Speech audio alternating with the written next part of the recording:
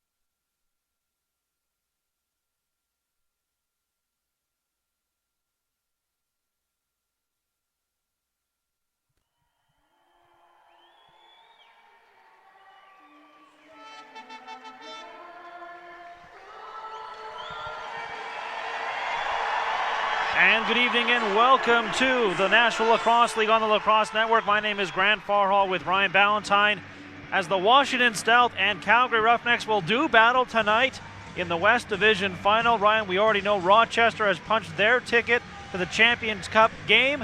They will either fly to Calgary or Everett. The winner of this game here will host the championship game. Will it be Calgary? Will it be Washington? We'll find out in about 3 hours. Both these teams, Ryan, really got here by virtue of strong second halves a week ago. Calgary absolutely dominated the Mammoth en route to their win in the second half. And we know what the Stealth did. They came back after being down big time early against the Rush to pull out the victory. And again, largely on the strength of an amazing second half. What do these teams have to do tonight to carry forward that momentum? Well, in order to keep going, what both teams need to do, A, is stay out of the penalty box, especially if you're Washington Stealth goalie Tyler Richards. One could argue that Tyler Richards' 5-minute major against the Roughnecks in the second last game of the season cost them the West Division title, cost them the ability to be hosting this game today rather than playing here in Calgary. So they're going to have to stay out of the box. The Roughnecks able to pump home 3 power play goals while Richards was in the box during that 5-minute major. And on the other side, the Roughnecks also will have to stay out of the box. Earlier in the season, they were victimized with bad penalties at bad times, taking penalties 200 feet from their net. They've really carved that down in the last couple weeks, but they're going to have to keep that alive here today if they're going to want to win. There you see it, center floor, the two Snyder brothers, Jeff Snyder for the Calgary Roughnecks. He'll face his brother Bob Snyder tonight, 47-38. Jeff winning the battle between these two guys in the regular season, and he comes away with the first face-off here as this one is underway.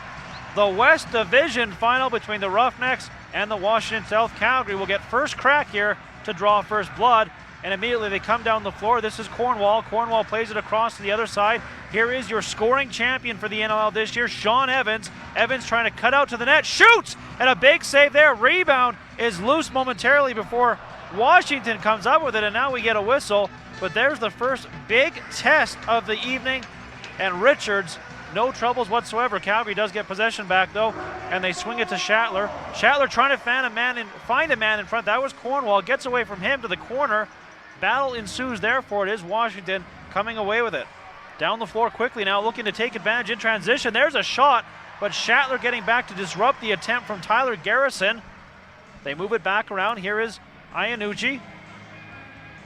He swings it back to Reese Dutch. Dutch now looking to play it off. Trying a one-on-one move that doesn't work. Goes across the other side now. There's a shot, 5-hole on Poole, and he shuts the door.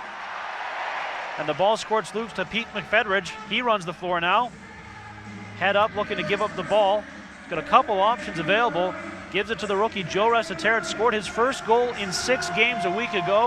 You had to know that felt good. He was absolutely snake-bitten for a number of weeks. Now this is Dane Doby. Doby, little flip pass to Daryl Veltman. He's been real good since coming back into the lineup. He gives it to Dixon. Dixon back to Veltman, some space, shoots it off the bar. Oh, Veltman rings one right off the post. The score remains 0-0. Goes all the way down the floor to Mike Poole, and he plays it right back to Veltman. Calgary will get another crack here at Tyler Richards. They go across to Resiterit.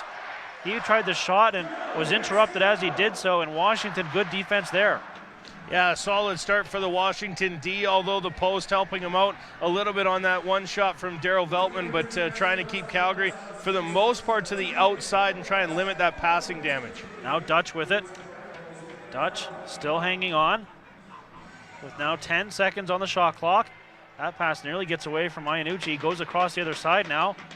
Still looking for her first goal this game, and it's not likely to come here as the shot clock expires, and as it does, Carnegie steals it, and now here's Jeff Snyder in transition. Snyder has a man. There's a shot from Manning. Another nice save by Richards. Ball is loose. Washington trying to come up with it. There's a big hit thrown by Scott Carnegie, and that allows Calgary to get it back. Scott Carnegie with the ball. Yeah, nice work there from Curtis Manning to tie up the Washington Stealth player, not allowing him to secure that loose ball, leaving it open for Carnegie to come over, get the hit, and scoop it to Snyder. Now here's Dixon. Dixon to Evans. Evans now to Schattler, shoots. Oh, booted out by Richards as he's been sharp early in this one. Shots on goal at this point favoring the Roughnecks 3-1, and they are all over loose balls right now as Dixon creates another turnover and Calgary gets another fresh 30. And then Dixon's dumped over near the bench. No call. He'll stay out on the floor, and this is Evans with the ball. Evans tries to find Dixon, does. Dixon, nice move. Dixon gets hauled down or grabbed and gets the shot on net, but the power play will go to Calgary here as Dixon made that sweet one-on-one move. The Washington defender, Jeff Molesky, reached around. Dixon still got a grade A opportunity, though. Richards looks good early in this one, Ryan. Yeah, Richards right on his game as he was all season against the Roughnecks. And again, if not for that one major penalty, the Washington Stealth might have gone 3-0 against Calgary this year. Tyler Richards a big part of that. Yeah, that power play 50% a week ago for the Roughnecks. They'll try and take advantage here early on as they've been carrying the play so far. 5 shots on goal, 5-1 favoring the Riggers. And there's another shot off the bar, second post for Calgary early on here. Again, it goes all the way down to Poole, and he'll play it right back to Veltman. And now 1 minute 35 seconds on that power play. Here's Veltman again. Veltman to Schattler. Schattler now to Ranger, lets it skip away from him, but he's the only one near the ball, so he'll just pick it up. Starts for it again. Now tries the shot. Richards the save, and he controls the rebound. Yeah, Tyler Richards having two shots go behind him and hit the post. It was a few weeks ago here in Calgary where Calgary held the vast majority of the play but hit 7 posts behind Richards throughout the course of that game, and as a result came away the losers of that one. So the posts already on the side of Tyler Richards here in the early going. The Stealth working short-handed here as they get a fresh 30. Chance to kill off more of that penalty to Jeff Molesky. And here is Iannucci. We didn't see Iannucci last time the Stealth were in Calgary. It was a healthy scratch. We'll see if he can show the fans here in Calgary what he's capable of. We all know when he's on his game, he's one of the very best offensive weapons. Now Dutch with it. Speaking of offensive weapons, Dutch now being well guarded. He's just going to swing it down to the corner, and the Roughnecks will take over there, and they'll have 40 seconds to go on this power play. Manning back in the lineup. Missed the first playoff game for med school reasons, but he's in here tonight. Gives it to Veltman. Now Veltman's going to give it to Dane Doby. Doby playing catch with Veltman. Now they'll go to the other side, back and forth with Ranger to Veltman again. Veltman's got some room, plays it down low to Evans. And then quick pass to Doby. Big save, Richards. Calgary gets another fresh 30. Timeout on the floor. 8-1. Calgary leading on shots on goal, but on the scoreboard, 0-0. You're watching the National Lacrosse League on the Lacrosse Network.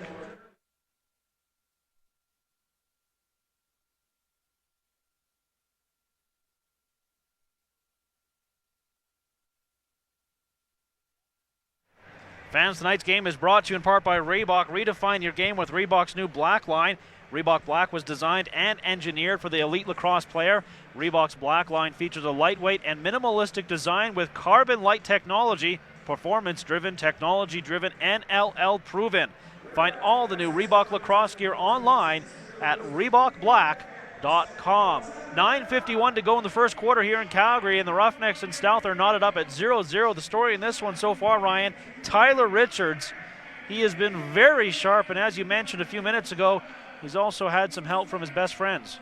Yeah, 8 shots on net so far for the Roughnecks in this one, out shooting the Stealth 8-1, and Richards having to be very good early. And you know, you think about motivations and thinking about needing to go back into that locker room after that 5-minute major a few weeks ago that again likely cost the Stealth the West Division title.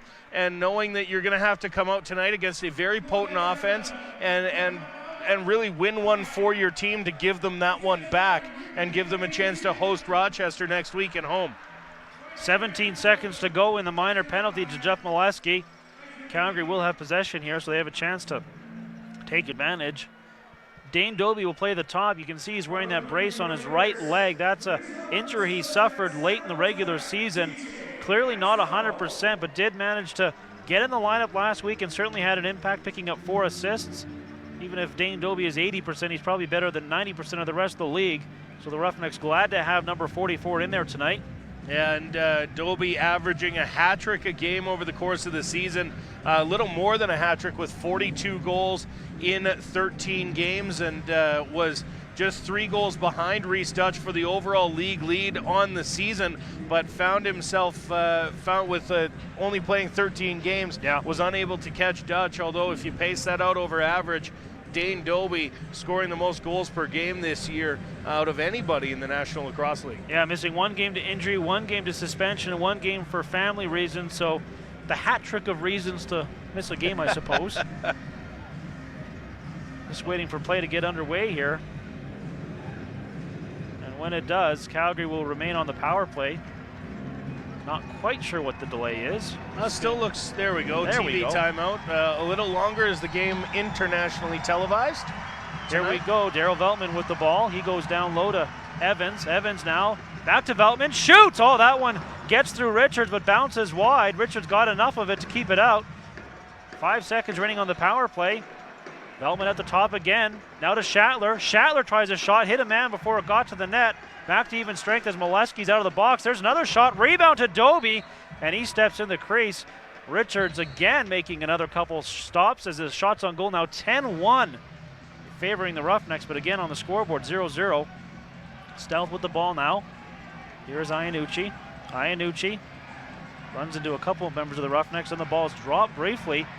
Calgary's going to have a chance to come away with it here, and picking it up behind the net is John Harnett. He's in the battle for it now. Does run away from it though, and now starts forward. He's got Snyder up over near center. Said he just crosses himself before flipping it to Snyder, and then Snyder does the same to Resetaritz, who hands off to Schattler. Schattler now has Cornwall. Cornwall looking for some room, runs to the corner. He's going to get in some trouble there. Tries to work himself out of it. Gives it to Nolan Hebner. Hebner back to Cornwall. Just 2 seconds on the shot clock. Cornwall's going to have to get it off here, and the shot clock expires as Calgary unable to produce anything there when it comes to offense. So Washington will have another chance here to get the game's first goal, as we're still waiting for it with 8:30 to go here in the opening quarter. Reese Dutch has it. Whistle on the play, and Calgary picks it up quickly, looking to move down the floor is Dan McRae. McRae has a man, there's a shot. Bouncing it wide of the net was Sean Evans. As Calgary looks to take advantage in transition, McRae runs back to get that loose ball. Nice job by number 3. Facing a 1-on-2 here, has Evans behind the net. That's who he gives it to. Evans going to try and come out. Evans across to Veltman. Tough take for him. He does manage it though. Now to Ranger. Spin shot. Rebound is there. Another big save by Richards. Ball is loose as Calgary is really aggressive on the back check here.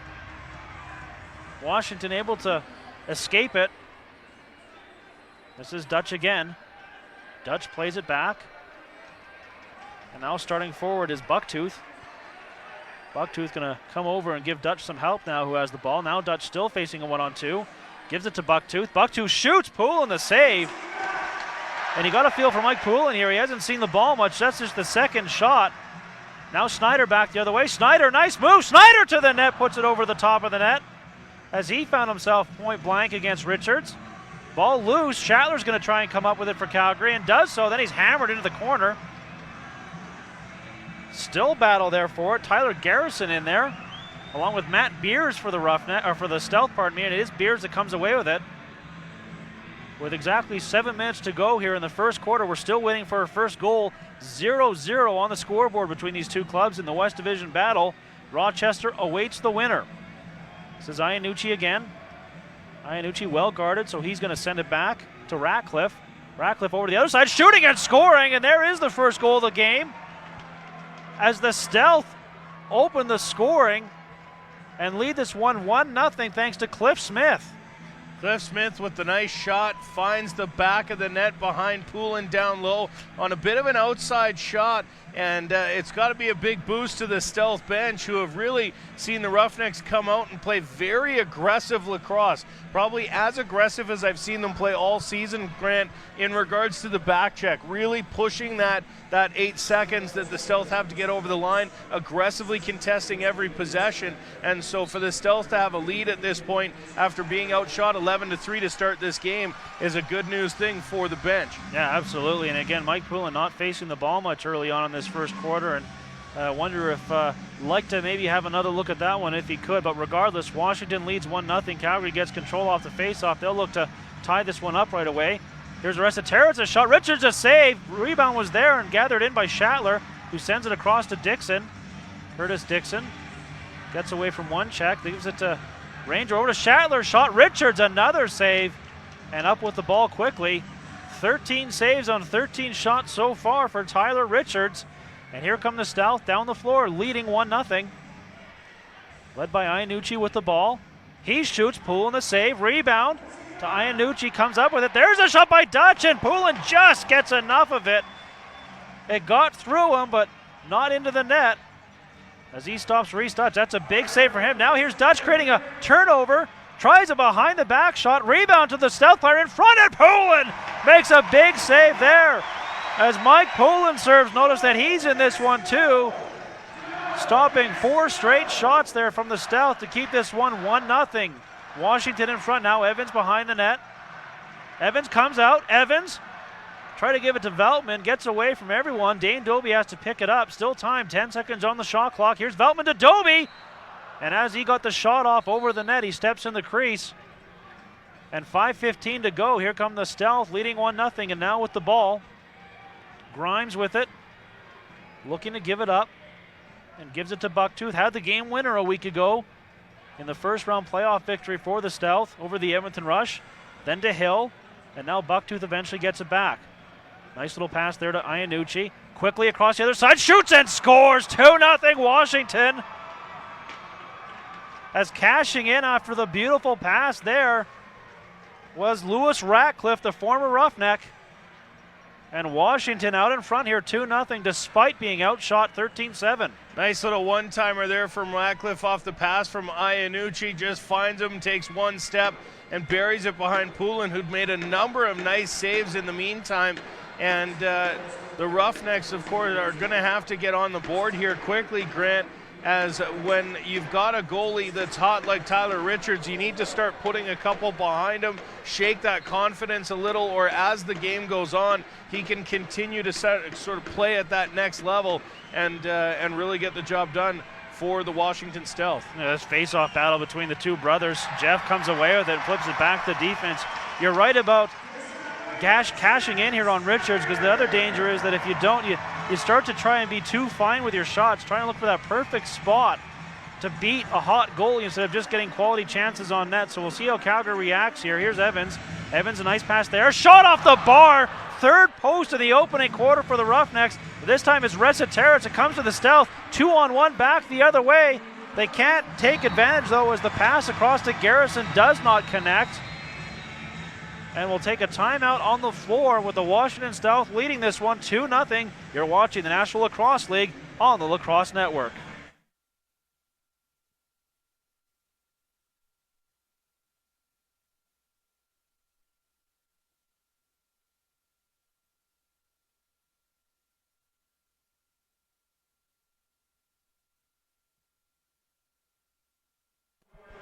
Fans, you can watch the 2013 NLL Championship game live on CBS Sports Network next Saturday at 7 p.m. Eastern. To find the channel on your cable or satellite system, visit cbssportsnetwork.com.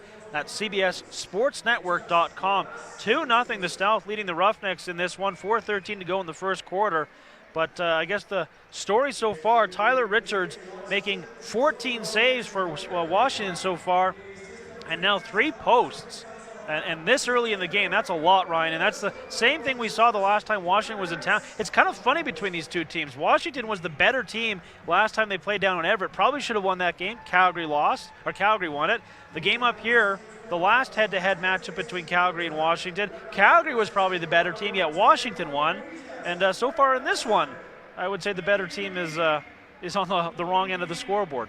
Well, yeah, it certainly seems like the Roughnecks have carried the balance of plays thus far. But when we talked to Coach Miloski after the last time the Stealth were in town and the Roughnecks saw those 7 posts in the first half, he said, I'd rather my team be hitting posts knowing that they're getting quality shots, they're getting quality looks, and you hit enough posts and they'll eventually start to go in. And so that's what they're hoping for here with the Calgary Roughnecks tonight, having 3 posts in the first quarter. I'm sure with 50 or 49 minutes minutes left in the game. Coach Miloski not overly concerned about a 2-goal lead, knowing what his team is capable of, but at the same time knowing that maybe a little frustrated that the goals were going into hitting the post rather than heading into the net on the 3 times that they have beaten Richards thus far. Yeah, absolutely. Composure was a big part of that win last week for Calgary versus the Colorado Mammoth. They showed a lot of discipline and, again, a lot of composure in that one. They're going to need that tonight as well against a very talented Washington Stealth team. Of course, these two teams had identical records during the regular season. 3-way tie on top of the West Division, and Calgary got the title by virtue of the overall divisional record. A very, rather complicated tie-breaking procedure to decide that, but it was Calgary's. And, of course, the winner of this game, regardless, does get the Champions Cup championship game a week from now, as it is Rochester who will make the trip west, either to Everett, Washington, or here to Calgary, Alberta. They get by Minnesota earlier tonight in what was a back-and-forth affair. Minnesota actually had a lead in the fourth quarter of that one before Rochester got hot late and walked away with the 2-goal victory. So Rochester will go to the championship game for the second straight season, looking for their second straight title as well. And despite them being on the road for all of, well, they had a worse record even than the Minnesota Swarm headed into tonight, but of course being the East Division hosts, and Minnesota coming through from the West Division crossover, they end up hosting that game. And as you mentioned, Grant, going to the championship for the second straight year, despite being the underdog in all their playoff games throughout the last 2 years. Absolutely. Back to live play. It is Washington with the ball and the lead, 2-0. This is Iannucci. Iannucci, little flip pass. Now they try and go across the other side. Nice stick there by the Roughneck defense. That's Harnett getting in the way of that one. Chases it all the way down the floor, picks it up there. Now Snyder tried to get a shot off but dropped the ball. It's going to give Washington a chance to come away with it. Ball is still loose. And nice job there by Curtis Hodgson to run it to the Calgary end where Dutch was waiting for it. And finally, Washington able to gather it in there, and they still have 20 seconds on the shot clock, so they'll get the offensive unit on the floor and now work it around. Again, now looking for what would be a 3-goal lead on the road here. This is Ratcliffe. He has 1 goal tonight. Long pass back to a man off the bench. Comes across to Dutch. Shot, Poole in the save. Quick peek behind him, but he does have it. And quickly now to Manning in transition. Manning's got Ranger ahead of him. And now other reinforcements off the bench, including Dane Doby, who now takes the pass. Both Curtis Manning and Mike Poulin had a shot at an empty net down there. The Stealth pulling Richards to go 6-on-5 briefly, but able to get back in the net before anybody noticed. Here's Veltman. Veltman now plays it to Ranger. Ranger now to Evans. Evans thought about cutting to the net. And now a turnover as the Stealth get possession. And Matt Beers has the ball. Beers flips it to the man off the bench. That's Iannucci. Iannucci working from the left side. Well guarded, so he's going to swing it to Hill, and then Hill plays it to Smith. Smith to the knee. And now he's got a man on top of him. Still the ball, and then tries to blindly pass it off. Gave it instead to Carnegie, and now Calgary has numbers 4-on-2 down the floor. Carnegie tries the shot, and then Pete McFetters can't find the rebound. Meantime, down at the Calgary end, a couple players still tied up, so they'll stay on the floor here. Now here's a chance in there, and Poland makes a big save off Tyler Garrison. Garrison had 2 goals a week ago, and nearly his 3rd in 2 games right there, but Poland comes up big. Under 2 minutes to go now in the first quarter, 2-0 Washington leading. Here's Jeff Shatler. Shatler going to get some help from Doby and gets the ball back. Tries the shot, almost beat Richards wide of the net. Comes to Dixon, he tries a shot down low. Richards makes that save. And now the Stealth come back the other way with 90 seconds to go here in the first quarter. Washington leading this one 2-0. Here is Iannucci, all alone down there right now. Now he has some help. Gives it to Dutch. Dutch quickly, hard pass to the other side. Now Bucktooth with it. Bucktooth to Iannucci. Nice pass across the other side. We're seeing some very sharp passes from Iannucci here so far. And now Calgary picks up the ball. This is Carnegie. Carnegie looking to take advantage of the Stealth, not getting back quickly. Nice move there by Evans. Evans in and puts it over the net and then crashes the crease. Penalty coming up to Washington. Calgary player still stuck in the crease, and now we're going to get the official whistle as Evans was in there holding his hand as he comes up. We'll see if he's okay. But Calgary should go to their second power play of the evening unless something changes. There you see crashing hard into that post, Sean Evans. Yeah, it looks like he took his wrist into the post, took him a while to get up. You can see it there on the replay. His forearm goes right into the post. Staying on the floor though, getting some words from Curtis Dixon. Calgary's power play 0 for 1 so far in this one, although they had a couple of very nice chances in that first penalty. By the way, it's Matt Beers going to the box for 2 minutes. Calgary now under a minute to go in the quarter. Would love to get a goal here, get some momentum before the first frame expires. Here's Veltman. Veltman to Dixon. Back to Veltman. Now Ranger. Ranger to Shatler. Couldn't take it cleanly though. Now to Ranger. Ranger to Veltman. To Evans down low. They move things around. There's a shot. Rebound. Actually, it went off of Dixon, off his own body. Picked it up and tried to quickly throw it in the net as the shot clock was expiring with 31.5 seconds here in the quarter. Washington will have a chance to get to the break here with a lead, although they'd love to get a shorty here as well if they could. This is Dutch. Dutch looking around, playing the top, gets the return pass. Kind of surprised Richards is staying in the net with just a 1 second difference between the shot clock and the game clock, why they wouldn't try and pull him to go 5-on-5. Good question, Ryan. Ball nearly thrown away, plucked nicely by Dutch, now under 10 seconds. Dutch now looking to shake through a man. That's a nice move by him, but the shot was hitting a body before it got to the net. And as the quarter expires, the Washington Stealth lead this one 2-0. Shots on goal, 15-9 favoring the Roughnecks. You can add 3 posts as well, and the Roughnecks probably feel like they should be in a bit of a better situation as this one expires the quarter anyways, but they trail 2-0. They'll have 58 seconds of power play time when we start the second quarter. We'll be back with the second quarter. You're watching the National Lacrosse League on the Lacrosse Network.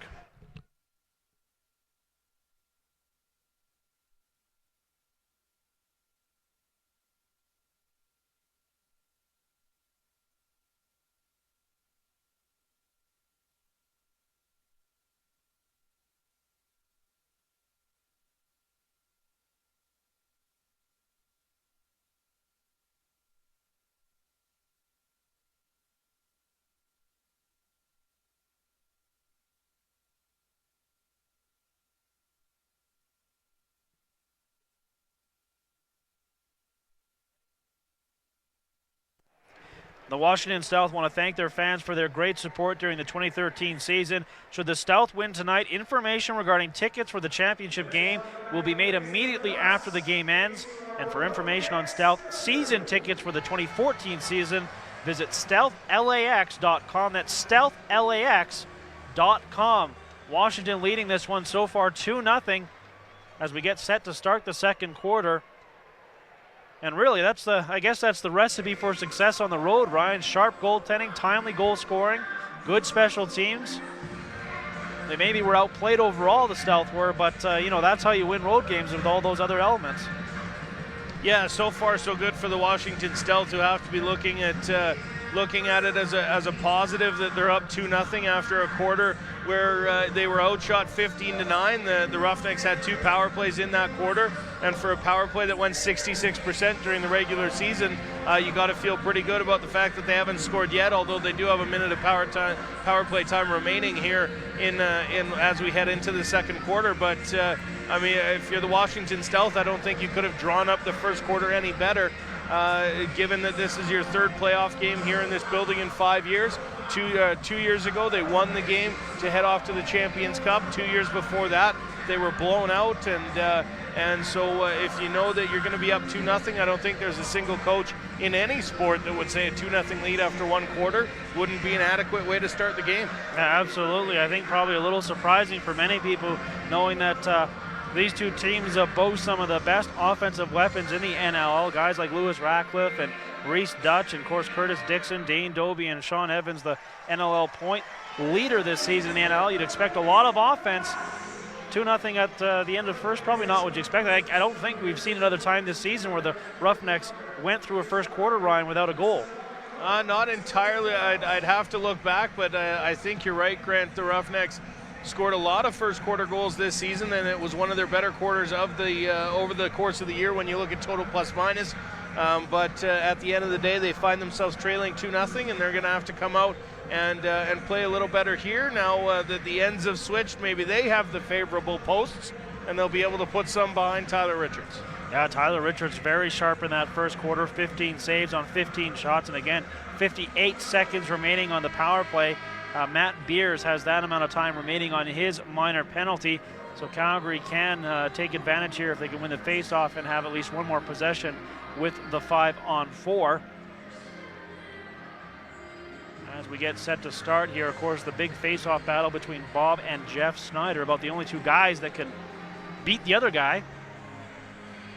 Yeah, when you look at this season, Jeff Snyder 75% and just 60% against Bob Snyder, so a significant downgrade in success for Jeff Snyder, although I think you would argue it at 60% is a good face-off guy. Yeah. And Jeff Snyder 60% against brother Bob this year. Interesting though, Grant, in all 3 games this season, the Snyder brother that won the face-off battle ended up losing the game. Jeff went had the majority of the face-off wins in the 2 games that Calgary lost, and Bob Snyder getting the job done for the Stealth in the game that Calgary won. Jeff wins the first face-off of the second quarter, so Calgary down the floor working 5-on-4. There is Dane Doby at the top, gives it to Ranger. Ranger now looks to play it off. Here's Schattler. Shot hits a body. Rebound is there. Richard just plucks it out of the air. And with 29 seconds remaining on the power play, the Washington Stealth can wind this shorthanded situation down, but they throw it into the stick of Evans, and Evans is going to quickly come down the floor. 2-on-1 developing. Evans in there. Evans shoots, and another save by Richards as he stones Sean Evans. Schattler picks up the rebound, gives it back to Evans. Evans shoots again, and he scores! Sean Evans finally beats Richards. Calgary's on the board. It's 2-1 Washington. 112 points during the regular season, so you knew it was just a matter of time until they get the goal for the Calgary Roughnecks. Sean Evans scored 32 times in the regular season and picks up his first of the night here tonight, putting it top cheese behind Tyler Richards. Not a lot of room up there. The shot has to be just that perfect to beat Richards based on how he's playing so far. 4th goal of the playoff campaign for Sean Evans as he continues his strong 2013 season. Very well could be the NLL MVP when that announcement comes down. Now another big battle on the face-off, Snyder versus Snyder. This time Bob comes away with it, and Bob's going to come down the floor right away, looking for the immediate answer, peels off at the last moment, thinking better rather than to take a poor shot in that situation. Now Lewis Ratcliffe has 2 points already in this contest, including a goal, gets the return pass, working off the near board. Ratcliffe now, nice pass down low, and then a good defensive play there by Manning as he interrupted Cliff Smith just as he was about to get the shot off. Now Snyder back the other way, puts it wide of the net, ball into the netting, Snyder behind the net, 1-on-2 battle. Richards takes a look as well, but it's his defender coming away with it. Snyder tangled up with the man behind the net, but nothing's going to come of that. Well, Snyder's going to get a penalty here. Right. And I don't think he agrees with it. He was standing there with his hands up the entire time when the referee called the penalty. So an interesting call there from the official, but Snyder will sit for 2 once the Roughnecks touch the ball, and there it is. Yeah, so first power play opportunity now for the Washington Stealth. That power play 57% last week. The PK last week 80%, and they've killed off 2 Roughneck penalty or power plays so far. So special teams have been very sharp so far for the Stealth in these playoffs. As the play is whistled in, here is the power play for the Stealth. Their first of the game. Ratcliffe out there. Ratcliffe plays it back. There's a shot, whistling high and wide. A little early to take that shot in the power play. Didn't seem like a great quality chance. Now shorthanded, chance for the Roughnecks, scores! Dane Doby shorthanded, and it's 2-2. Dane Doby loves to fire off the bench in that situation. It was fired up. It was Curtis Dixon scoring the bulk of the shorthanded goals for the Roughnecks this season, but Dane Doby makes no mistake and you can see what he has to say to Tyler Richards there.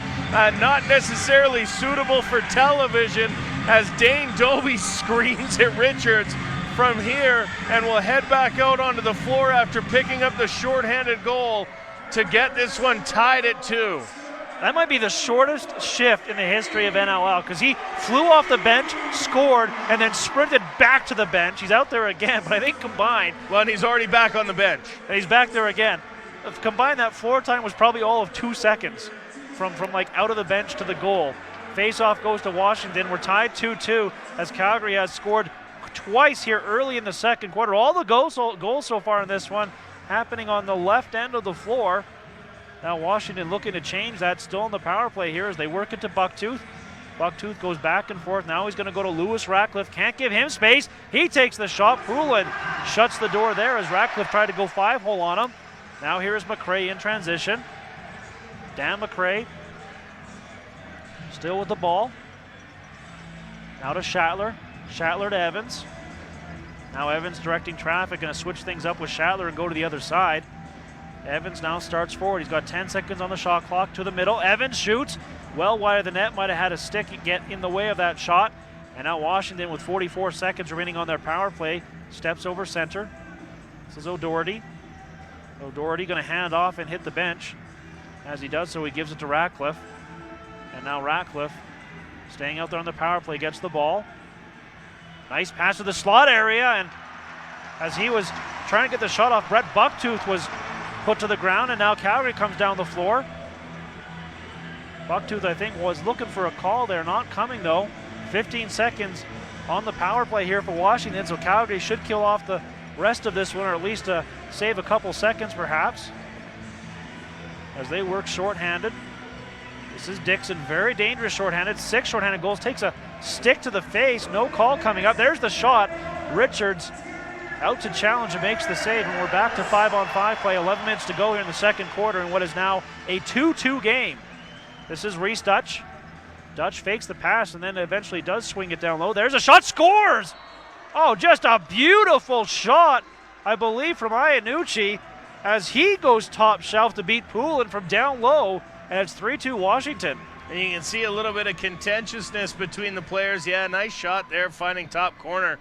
But some contentious words being had between both teams there as they walk around after that goal. And Greg Harnett came over to give his 2 thoughts on the goal as they keep chiding back and forth. These two teams meeting in the playoffs several times over the last few years, and with the Champions Cup berth on the line, you can bet that emotions will be high again here tonight. Yeah, no lack of intensity in this one so far, and that includes the draws as Bob versus Jeff again, and immediately the possession will go to Calgary. Jeff comes up with it. Circles back and runs into an elbow from Salt. It was not so much Salt delivering the elbow as it was Jeff putting his face into it. Now Salt the other way, shoots and scores! Justin Salt, and it's 4-2 Washington. A rough one there for Jeff Snyder, as you mentioned, he was kind of being corralled towards the boards, figured he'd spin around, and Salt was right there. And in transition, it doubles up the Roughnecks now, getting the 2 goals back in short order are the Washington Stealth and restoring that 2-goal lead. Calgary has yet to lead in this one as they were down 2-0, made it 2-2, and now Washington scoring 2 straight to make it 4-2. 10:37 to go in the second quarter. Face-off, forthcoming. And it is Jeff coming up with it. Again, he's almost sort of directed into traffic there. Does control it this time and immediately plays it down to Cornwall. Cornwall has Pete McFedrich, who receives the pass. Now McFedrich is going to give it to Dane Dobie. Dobie over to Dixon. Curtis Dixon now with a little bit of room. Dixon tried to cut to the net, cornered off there. Said he'll pass across to Dobie, shoots. Bounce shot there was saved by Richards, and now here comes Jeff Molesky down the floor. Molesky tries a one-on-one move, turned aside.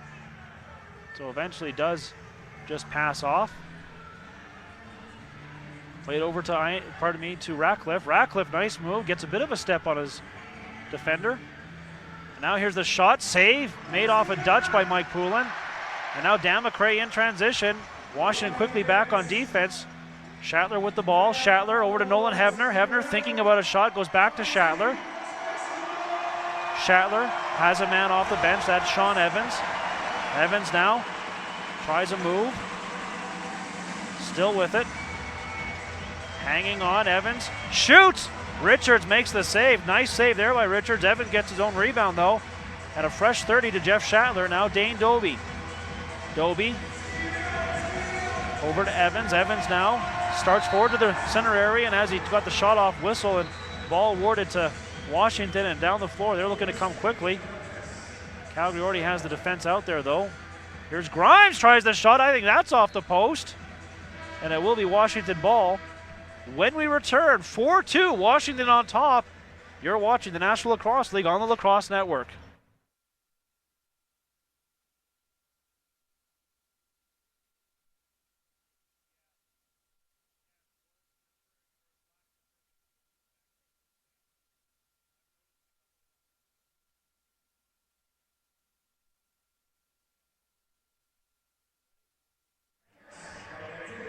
If the Calgary Roughnecks win this game tonight, they will host Rochester in the championship game next Saturday here at the Scotiabank Saddledome. Game time in that one would be 5 p.m. Mountain Time here in Calgary. Stay with CalgaryRoughnecks.com for information on tickets for the 2013 championship game. Lots of things to still take care of before that can happen, though.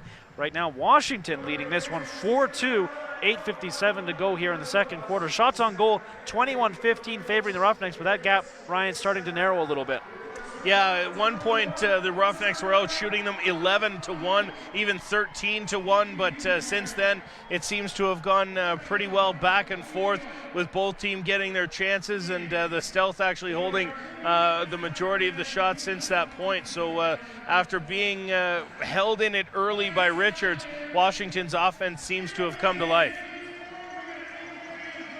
Absolutely, and Tyler Richards, meantime, continues to make some big saves. Calgary got to him early in the second quarter here with an even strength marker and then a shorthanded goal. But beyond that, Richards has been pretty perfect in this one. When play resumes, it'll be Washington taking over here. The Stealth looking to return to the Championship Cup game. They had a bit of a disastrous season a year ago, unexpectedly. Just everything went wrong for them, including the fact that they didn't even own their first overall pick when it was all said and done. That would go to the Edmonton Rush that they used to draft Mark Matthews. That because of the Nathan Iannucci deal. And of course, last season for the Stealth also involved them trading off Paul Rabel and all that situation. It was just a crazy year for Washington. Of course, they come in this year and erase all doubts about that, putting together a very good regular season campaign. And now find themselves one win away from getting back to the Champion Cup game, where they would face Rochester down in Everett. It would be the third time in 4 years for the Washington Stealth, who were in the West Final for the third time in 4 years. Of course, they went back and forth with the Toronto Rock a couple of years ago, each team winning a championship. Yeah, and that second game, I think they probably felt like they let that one slip away, as they were poised to win that. Would have been a second straight league title, and they just couldn't close it out. The Rock would take that one.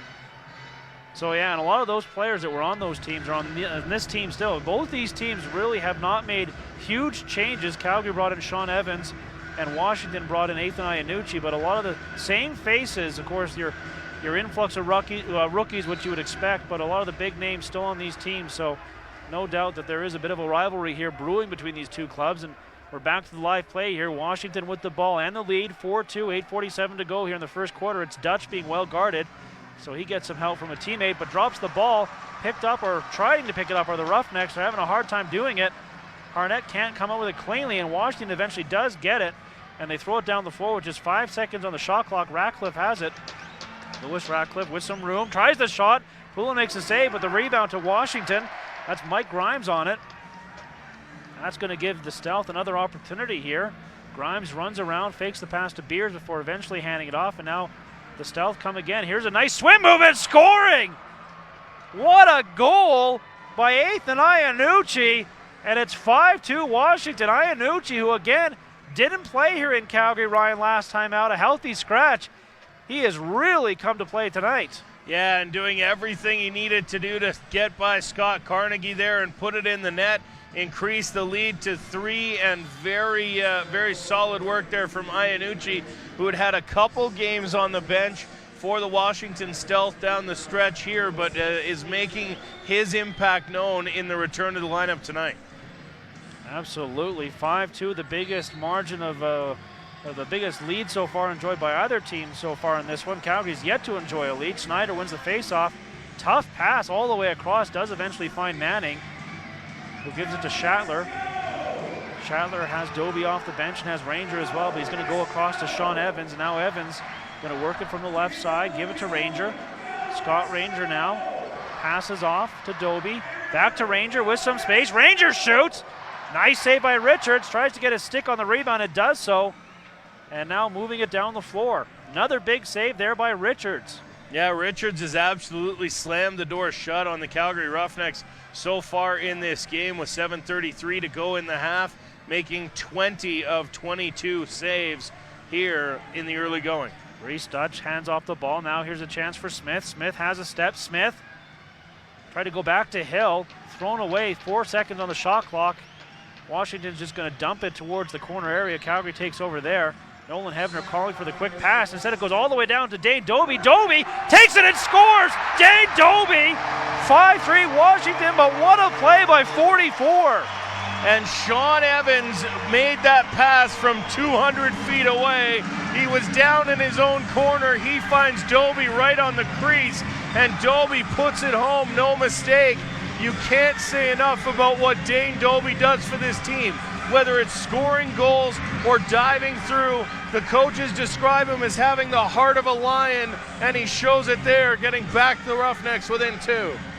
That was a beautiful goal by Dane Doby after an incredible pass from Sean Evans. 5-3 the score now, and we'll see if the Roughnecks can build some momentum as we get a look on the replay. There's the pass. Doby takes it, shakes off the check, and then beats Richards with some sweet one-on-one moves. Just a pretty slick goal all around for the Calgary Roughnecks, who still trail this one 5-3, but have possession again and down the floor, looking to take another bite into that Stealth lead. Quick pass in front, scores! Dane Doby again, hat-trick goal, and it's 5-4 Calgary. Doby is putting this team on his back. Well, they call it in basketball the alley-oop play, and that's what Dane Doby worked to perfection there. The ball was flipped up, and Doby flew through the air and slammed it home to get the hat-trick goal in the first half. And when Doby is feeling it, you can't give him any space at all, as he scores for the 3rd time tonight to get the Roughnecks back within 1. And now we see Richards is going to get some assistance with the equipment, or what we tend to call Canadian timeout. Oh, the trainer being told to go back to the bench. So the official not allowing that to happen there. Well, apparently no tape required for Tyler Richards' foot there as he'll get it through. But you can see there on the replay a nice diving play by Dane Doby to bring the Roughnecks back within 1. 6:45 to go here. Calgary with another face-off win, as Jeff Snyder has won the bulk of them so far against Brother Bob. Now Evans looking to continue the momentum swing here for Calgary. Starts forward. And an illegal pick there as Scott Ranger put his man to the turf. That was Jeff Molesky. That'll give the possession back to the Stealth. And Matt Beers has it. Beers waiting for the offense to get on the floor. And just hands it off to Lewis Ratcliffe as he hit the floor. Ratcliffe then plays it across to Dutch. Dutch runs into some traffic, so he runs out of it. Now a nice one-on-one move. Dutch with some space. Curls off, try to find Iannucci. Ratcliffe eventually picks it off there, as he anticipated that one was perhaps getting away. Now Smith tries the shot, whistles it wide. Poulin doesn't quite know where it is. No one else around him though, so he's just gonna scoop it up in the corner with 6 minutes to go in the first half here. 5-4, Washington leading. Calgary though has scored the last 2 goals here. Greg Harnett to Evans, now to Ranger.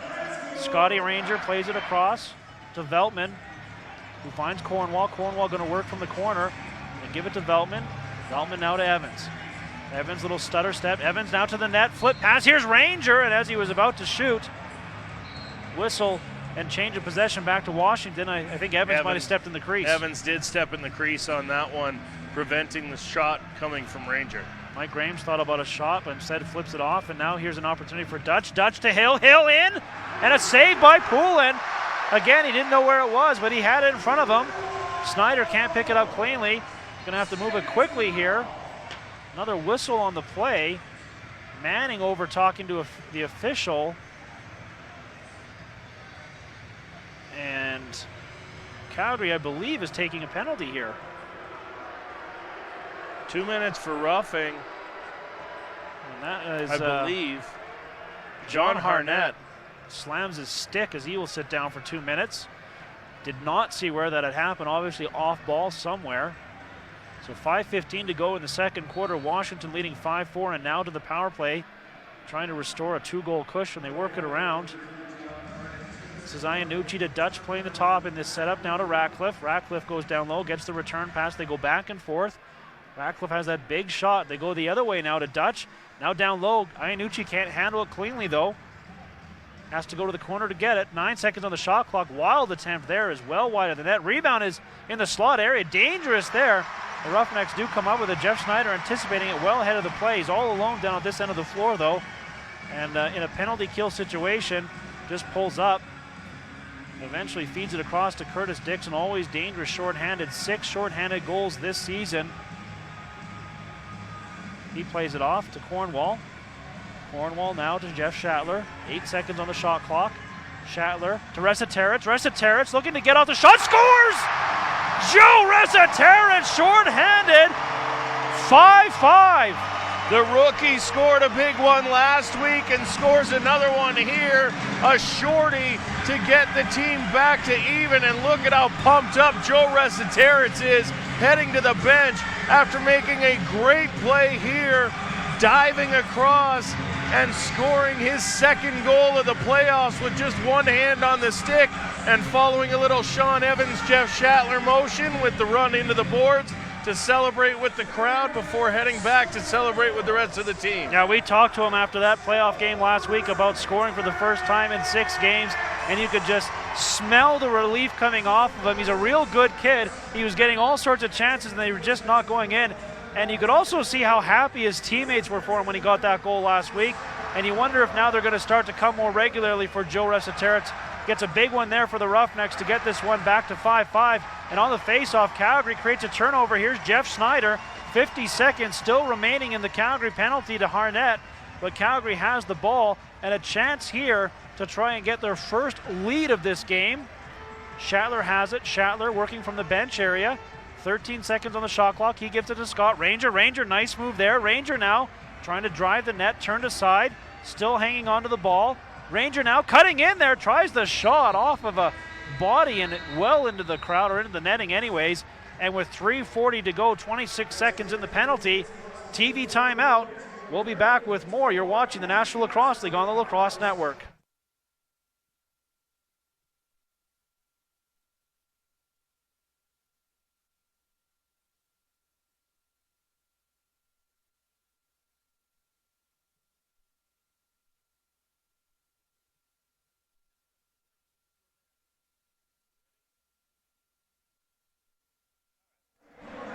Fans, a reminder that NLL Radio offers the best online radio coverage of the National Lacrosse League.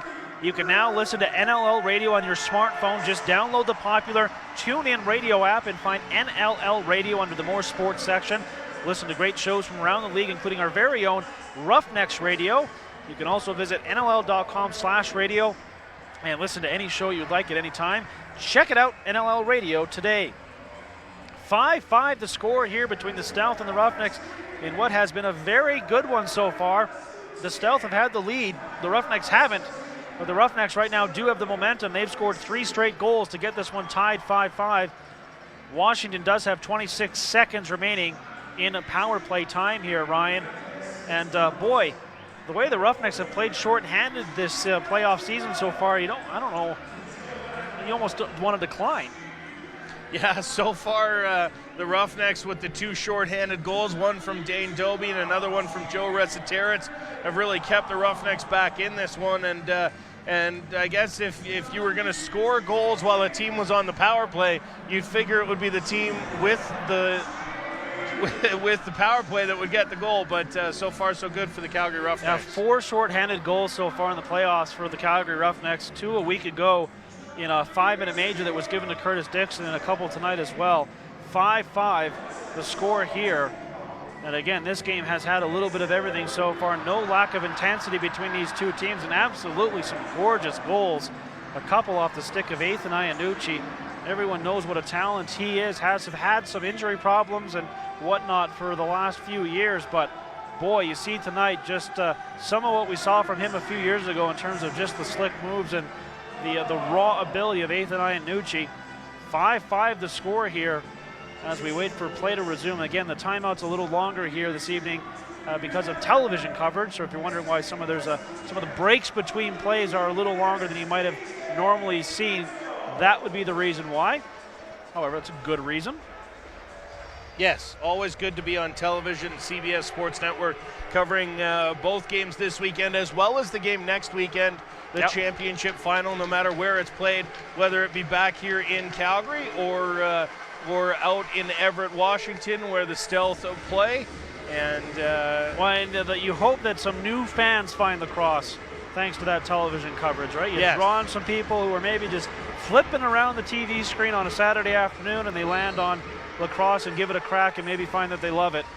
That's all it takes, just a chance to see the game, and most sports fans will certainly enjoy it. Back to the live play here with Washington on the power play. There's a quick pass across, and Reese Dutch pumps it in. 6-5 Washington as they get it back on the power play. Mike Poulin is a very fast side-to-side goalie, but not fast enough to stop Reese Dutch on this quick stick one-timer from the other side as he goes down low and puts it behind Poulin to get that 6-5 lead.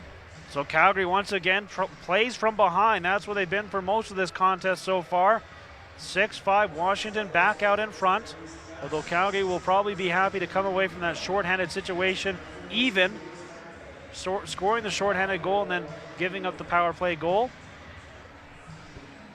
As the face-off blown in. There we go. Jeff versus Bob again.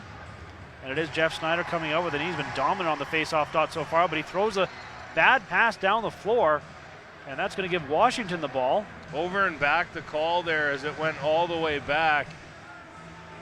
So Washington gets a break there and a chance to go out in front again by 2 if they can take advantage here. As they work it from the far side. Lewis Ratcliffe takes the pass. Ratcliffe, flip pass to Bucktooth. Pardon me, that's Smith. Smith back to Ratcliffe. Ratcliffe has some room, shoots. Mike Poulin makes the save. Ratcliffe, one of those guys that you just cannot give space to because he's got a blistering shot from back there. We saw that here in Calgary when he was part of the Roughnecks for many a year and scored many a goal. Now the Roughnecks with it. Dan McRae plays it down low. Eventually comes to Shatler at the top. Shatler's going to go across to Dixon. And now Dixon to Evans. Back to Curtis Dixon. Dixon finds Jeff Shatler. Shatler now tries to go to the net. Flip pass, but dumped on the play was Dixon. Or pardon me, that was Doby. No call there. And now Washington move it down the floor. O'Doherty with it. He's got some space. Cuts behind the net. Going to go out the other side. Passes it to the corner area with 2:30 to go here in the second quarter. Washington leading 6-5 here. And they've got shots on goal now, 25-20 favoring the Roughnecks. So Washington's really come back in that area too. Scores! Bounce shot from Brett Bucktooth beats Mike Poulin. And Washington back out in front by 2 at 7-5. Well, both these teams seem to be going on these little 2-goal runs. It was Washington getting out to a 2-0 lead, and then Calgary comes back, ties it at 2. Washington scores a couple more goals, Calgary comes back to tie it. It seems like this 2-goal back and forth has been happening throughout the first half, so Washington getting again a 2-goal lead, and we'll see if Calgary can get right back in it. 7-5 Washington leading, thanks to Brett Bucktooth. And play is whistled in. Snyder versus Snyder. Big battle this time. Everyone else comes in for a peek. I'll bet on Snyder winning the faceoff. Still waiting for a victor to emerge here as they let them battle it out. Wow. As they go round and around with each other. That is incredible. Eventually it's picked up by the Stealth, dropped, and then Curtis Dixon does get it. That's about the longest face-off battle I have ever seen. about 10 or 12 seconds. Dixon now into the offensive zone with the ball. Looking up now towards the center area with room. Try to pass it off to Ranger. That doesn't connect, and Dixon was nailed and is on the floor. Slow to get up. Ranger tries to come up with the ball behind the net, does, and then he's thrown to the ground. Dixon finds it. Dixon shoots, and Richards makes the save. A nice stop there from Richards after a discombobulated offensive opportunity for the Roughnecks. Bit of a scramble play, but they do end up getting a shot away. Richards standing tall. Now Washington with it. Here is Smith. Smith passes off. As Washington looks again to restore a 3-goal lead. They're in there and scoring. Iannucci again, another gorgeous goal. And it's 8-5 Washington. Well, Iannucci coming over in the trade with the Edmonton Rush for Paul Rabel last year, and Iannucci doing everything he needed to do here to score that goal. And we'll see whether or not Kurt Milosky does have the challenge flag out. He'll look to see, and he puts it away, as that looks like a good goal in the back of the net before the foot touchdown. So now it's 8-5 in favor of the Stealths with 1 minute to go, and a Roughnecks player, Dan McRae, down on the floor right now. Looks like his ankle's being tended to. That would be the hat-trick goal for Ethan Iannucci. 3 goals and 2 assists so far in the game for him. So as I mentioned, he has definitely come to play tonight. And again, the Stealth restore what has been the longest lead of the game. 3 goals as they lead 8-5. And just getting word now, Grant, that taking a look, the Washington Stealth coming out and saying that if they win this game, Stealth president telling the Everett Herald that if they win this game today and go on to host the championship game next week, it will be in Langley, British Columbia, and not in Everett. So that game will be in Langley, BC. The Everett Comcast Arena out there is all booked up for the weekend, and so the Washington Stealth, should they come through with a win, will be on the road in effect next week, playing in Langley, BC, although they did find a west venue, which means that the game did not revert to the Rochester Nighthawks. So the Circus and Teenage Christians booking the Comcast Arena next week. Oh. And as a result, the Washington Stealth coming out today and telling the Everett Herald that they will be playing the game next week in Langley, BC. But lots of lacrosse before that happens. 31 minutes of game time remaining here, and the Stealth with a 3-goal lead. Yeah, absolutely, and all the momentum right now is they have scored the last 3 goals here after Calgary had ripped off a couple in a row or 3 in a row, and now here come Washington down the floor, 2-on-1. Salt in there, Poulin makes a big save there. Goal light comes on for some reason. That's a mistake, but regardless, no goal. The Roughnecks now with the ball. They'd like to get this one back to within 2 before the half expires. Evans hangs on, well guarded. Going to get a pick. Evans now tried to pass across, picked off nicely there by the Washington Stealth, and coming down the floor is Kyle Sorensen. Sorensen takes a hack. He didn't like that, and he's going to... Oh, Schattler and Sorensen nose to nose, cheek to cheek. But no dancing going on there. No. As a little bit of a discussion being held as the Stealth have called a timeout with 23 seconds remaining on the shot or on the game clock for the first half. So they'll like to look at a likely last possession. Expect Tyler Richards to stay on the bench. Well, you can't ask for a better half if you're the Washington Stealth as they lead this one 8-5, and not too often that we've seen a team hold the Roughnecks offense in check. But you know what? Tyler Richards, goals against average versus Calgary this season, 10.27. He's right on that average for this half so far, just a little below it in fact. So he has had no trouble stopping Calgary shooters at times, and you talked about it off the top of the game, Ryan, that really the one game Calgary won against the Stealth this year was won largely because Richards took a 5-minute major that he himself had to serve, and Calgary took advantage of a cold Matt Royk and pumped in numerous goals on him to pull out the victory. But Tyler Richards has had Calgary's number for the bulk of this campaign, and he's been very good tonight so far to stake his team to an 8-5 lead. Washington will try and make it a 9-5 lead here in the final 23 seconds, as they will put Richards on the bench and go 6-on-5 here. And try and get a 4-goal lead here, heading to the locker rooms. Play starts. Bucktooth with it. He walks it forward, looks at the clock. They try and time this one as much as possible to wind it down and get one more chance. Ratcliffe now with the ball. 8 seconds. Ratcliffe to Dutch. He swings it around. Here comes the shot. Pulling the save. Rebound is up for grabs. Oh, it just rolled away from Iannucci. He would have had a great opportunity there. Instead, it will be 8-5 Washington as they are 1/2 away from heading to the Champions Cup final. Calgary's going to have to do something special here in the second half, Ryan, namely figure out Tyler Richards. Yeah, it's been a couple quick stick opportunities for the Calgary Roughnecks that have scored their goals. The one offensive possession that turned into a goal for them was the Tyler Richards. Otherwise, you have the 2 short-handed and the 2 quick sticks for Dane Doby on the run. So really, the offense needs to get on track and do what they do best here in the second half, and that's score goals. We'll see if they can do that here against Tyler Richards. We'll be back with the second half. 8-5, Washington leading. You're watching the National Lacrosse League on the Lacrosse Network.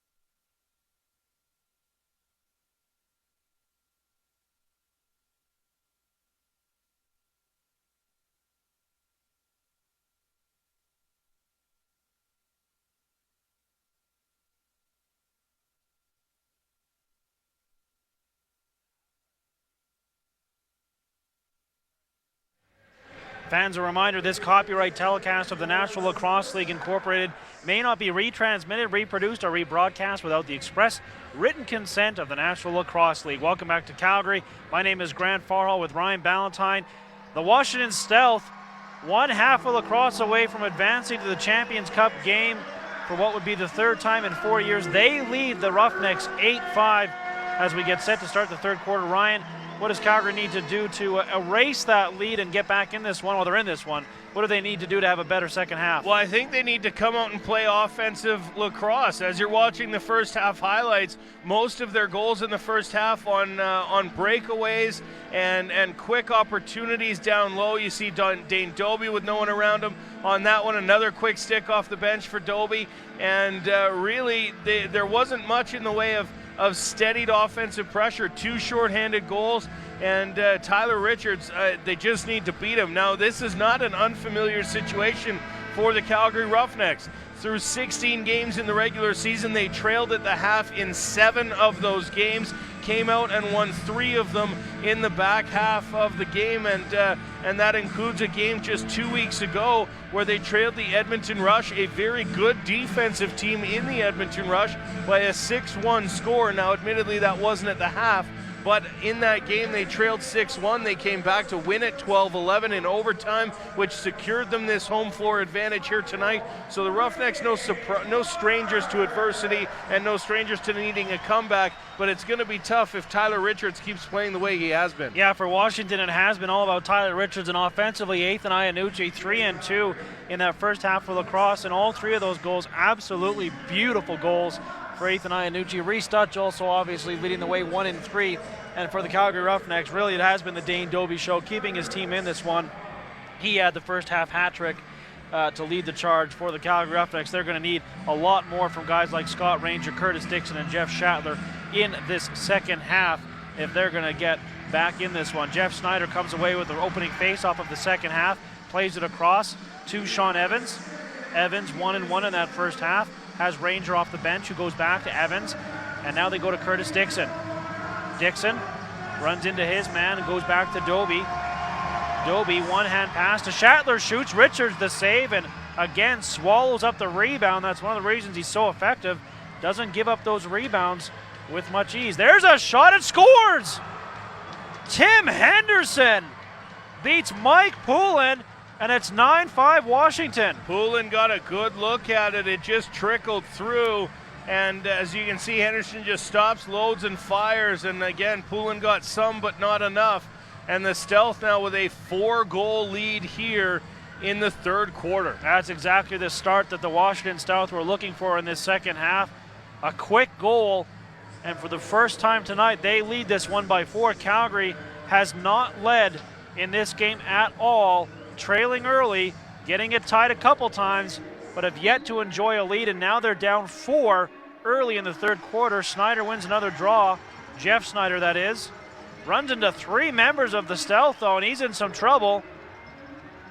On the ground, tries to get it back to a defender. That doesn't work, and here come the Stealth now, 2-on-1 possibly developing. Pass across, there's Saul taking a shot, and Mike Poulin comes up with a big save there. Yeah, that's a save you have to have at that point in the game, as Salt already had 1 transition goal earlier this game, and if that one goes in, it starts to look like a bit of a runaway here for the Washington Stealth. Mike Poulin keeping his team alive. Speaking of saves, how about that one from Tyler Richards as he robs Curtis Dixon point blank to keep this one 9-5, and Washington with the ball again down in Calgary's end of the floor, looking for what would be a 5-goal lead. This is Iannucci.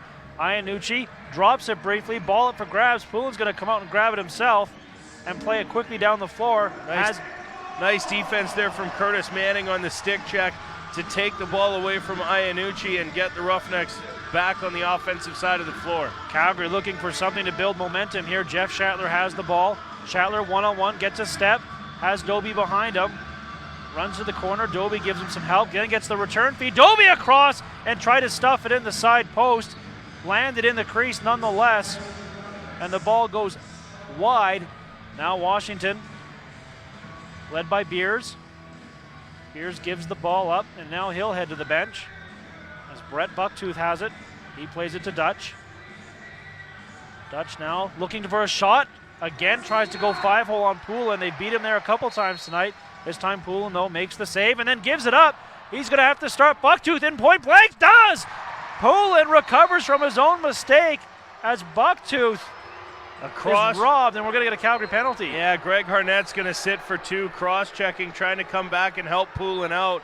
And Poulin makes the stop, but Harnett's going to sit 2 for the cross-check, the illegal cross-check to the back. You can see it here. He'll come flying into frame, and just after the shot was released, Harnett hits Bucktooth, and as a result, the Stealth will head back to the power play.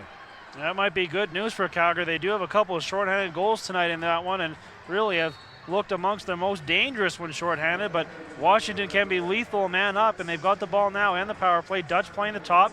Bucktooth forms a crease for him. They go down low, back to the top area. Here's Dutch. Dutch passes across, gets the return pass, shoots, ball deflected into the netting, and then Dutch is dumped, and it's going to be another Calgary penalty as Harnett will go, and Calgary's losing some of their composure here, Ryan. Yeah, Reese Dutch took a belt from John Harnett, and another illegal cross-check. He'll sit for 2, and Harnett was not happy about the call. The 2 brothers sitting in the penalty box side by side will be able to discuss their various, and I mean, John Harnett, you can't be upset with that call. No. You cross-check the guy in the back. 5-on-3 here now for the Washington Stealth. Shot is wide, comes all the way back to the top area and controlled there by the Washington Stealth. They've got a guy back there basically roving for balls like that to keep it down low. They work it across. Now here's the shot, scores! On the power play, Washington cashes in. And now they lead by 5 thanks to Hill. Kurt Molosky may want to watch this one on the challenge screen as Hill was right tiptoeing the crease, and it is a good goal now as I get a second look at it. Calgary coming out in this third quarter looking to get back in it. They've given up a couple and in some penalty trouble here. They talked about discipline being a big part of their game plan, and they've lost some of it here. And as a result, Washington is now up 10-5 and in full control of this game. Calgary needs something to get momentum back. Face off, controlled by Calgary. Schneider has it. Schneider out there with Shatler and McBride. They go back to the captain. McBride now is going to give it to Dixon. Calgary's got to think offense here even when they're working shorthanded. There's Dixon, scores! Pardon me, Scott Ranger gets the goal, I believe. Pardon me, it is Dixon, because I get my 1s and 7s mixed up. Regardless, 10-6, that's a big goal for Calgary. Curtis Dixon just finding room and using the Washington player as a screen, maybe shooting a little earlier than you might expect in a penalty kill situation. Surprising Tyler Richards there, going down low, getting Calgary back within 4 with his second of the playoffs and 7th shorthanded goal of this season. That is a big one for Calgary, still trailing 10-6, but giving themselves some hope here. Still tons of time left here, so this one is far from over. Snyder versus Snyder again, another one of these long face-off battles. As they go stick to stick, just like they probably did in the backyard. Still battling. Still battling. And I'm sure Bob Snyder would happily keep this tied up for another 11 minutes. They've gone all the way around the face-off dot twice. Yeah, and still battling. Ball eventually squirts loose back to the Stealth end. Gonna be a race for it there. And the Washington Stealth do come up with it as Tyler Garrison is Johnny on the spot. That killed a lot of time off that power play though, down to 30 seconds remaining in the Harnett, the second Harnett penalty. That's the one to John Harnett. Washington does have the ball though, so they're going to get one more chance to take advantage here, working 5-on-4. Dutch to Bucktooth, they go back and forth. Now Dutch will go to the other side, gets the ball back to the slot area. Behind the back, shot wide, and Poulin takes it off the end boards. Now looking to move it down the floor quickly and finds a man off the bench. That is Sean Evans. 5 seconds on the penalty. They send Poulin to the bench to allow themselves to get even strength here, and then they'll put him back there, I'm sure, once they get a Harnett to the bench. Actually, they're going to keep it 6-on-5, it looks like. Try to build some momentum here. Doby has it. Penalty coming up, actually, pardon me, to the Stealth. They work it across. Here's the shot. Richards the save. And as Washington touches it, it will be Calgary's turn to go to the power play now. And Tyler Richards is down hard after that shot. Not quite sure where it hit him, but the trainer's coming out to take a look at Richards here. The Roughnecks will go to the power play, but Tyler Richards, you got to hope if you're a Washington Stealth fan that he'll be all right based on his play so far, allowing just 6 goals on 30 shots, and 3 of those goals and the penalty for illegal substitution. Too many men on the Washington Stealth, so hopefully for Stealth fans, Tyler Richards is all right. Looks like he is. Yeah, 3 shorthanded goals, only 3 goals for the Calgary offense when not shorthanded so far, and 1 of those coming on the power play. So 5-on-5 scoring, real problem for the Calgary Roughnecks here in this game so far. 1 for 2 on the power play so far tonight as they go to the 3rd power play of the evening. They work it around. Veltman's at the top. Now he's going to change positions around. They work it to Evans. Evans across, looking for Schattler. Nice defensive play there, although, as getting in the way of that pass was Sorensen picking it off. And then he has a man off the bench as Washington now is the team looking for offense shorthanded. Cliff Smith has it. Smith runs away from his check, all alone down there. No one helping him at all. So he'll go behind the net. Doing a nice job of ragging time here. Smith with it.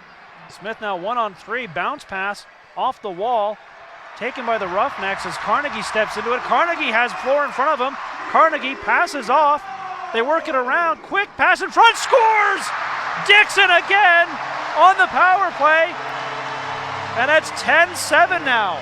Dixon does not score nothing goals. Every time Curtis Dixon puts it in the net, it's at a time when his team absolutely needs it, and he gets the power play marker here after the Roughnecks go back and forth on Tyler Richards, and Dixon finally puts it home after the pass from Greg Harnett.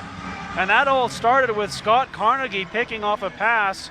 3rd goal of the season for Curtis Dixon. Carnegie had tons of floor in front of him, but chose to pass off, and they eventually get it on the stick of Dixon. And it's 10-7 now. The Roughnecks back in this one, still trailing by 3, but now with some momentum. Snyder wins the draw, then throws it away. It's happened a couple times. Here comes the Stealth back in there, shot over the net. As they had all kinds of room up top on Poulin, but they were unable to cash in there. And now Calgary will come down the floor. Ryan, we've seen Snyder a couple times tonight control face-off and then get himself in some trouble. Yeah, the Stealth doing a good job of putting pressure on Snyder right away, and then he looks for that quick outlet pass, and a couple times there hasn't been someone there to take it. Now Dixon scores again! Curtis Dixon, the hat-trick goal. It's 10-8, the Roughnecks are within 2. Curtis Dixon is putting this team on his back right now and saying, if we're going to lose, it's not going to be because I didn't get mine, as he scores 3 goals on back-to-back-to-back to get his team back within 2. All of a sudden, it's a game again after the Washington Stealth look to be making a rout of it. Superman does it for the Calgary Roughnecks. Yeah, that initial step gets around 2 defenders, and then he bounces home the shot. Give him 4 on the playoff so far. Curtis Dixon, and we're back to a tight affair again, 10-8. And the game of runs continues. Face off, Snyder wins it. Flips it this time into the stick of a teammate. And now here's Schattler taking it from McBride. He'll give it to Doby off the bench. Back to Schattler. Schattler now gets away from his man. Schattler tried a shot. Might have been a pass, actually. Regardless, it was wide over the net. And Richards quickly moves it out. Oh, big hit attempt there by Evans as he tried to line up his man. Instead, though, there's the shot coming from Mike Grimes as he worked himself around Evans and then put a good shot on net, or actually missed the net. Well, I think it just hit the top of the crossbar, Grant, before skipping into the netting. But nevertheless, a fortunate bounce there for the Calgary Roughnecks. 10-8, Washington leading, but Calgary on a run. You're watching the National Lacrosse League on the Lacrosse Network.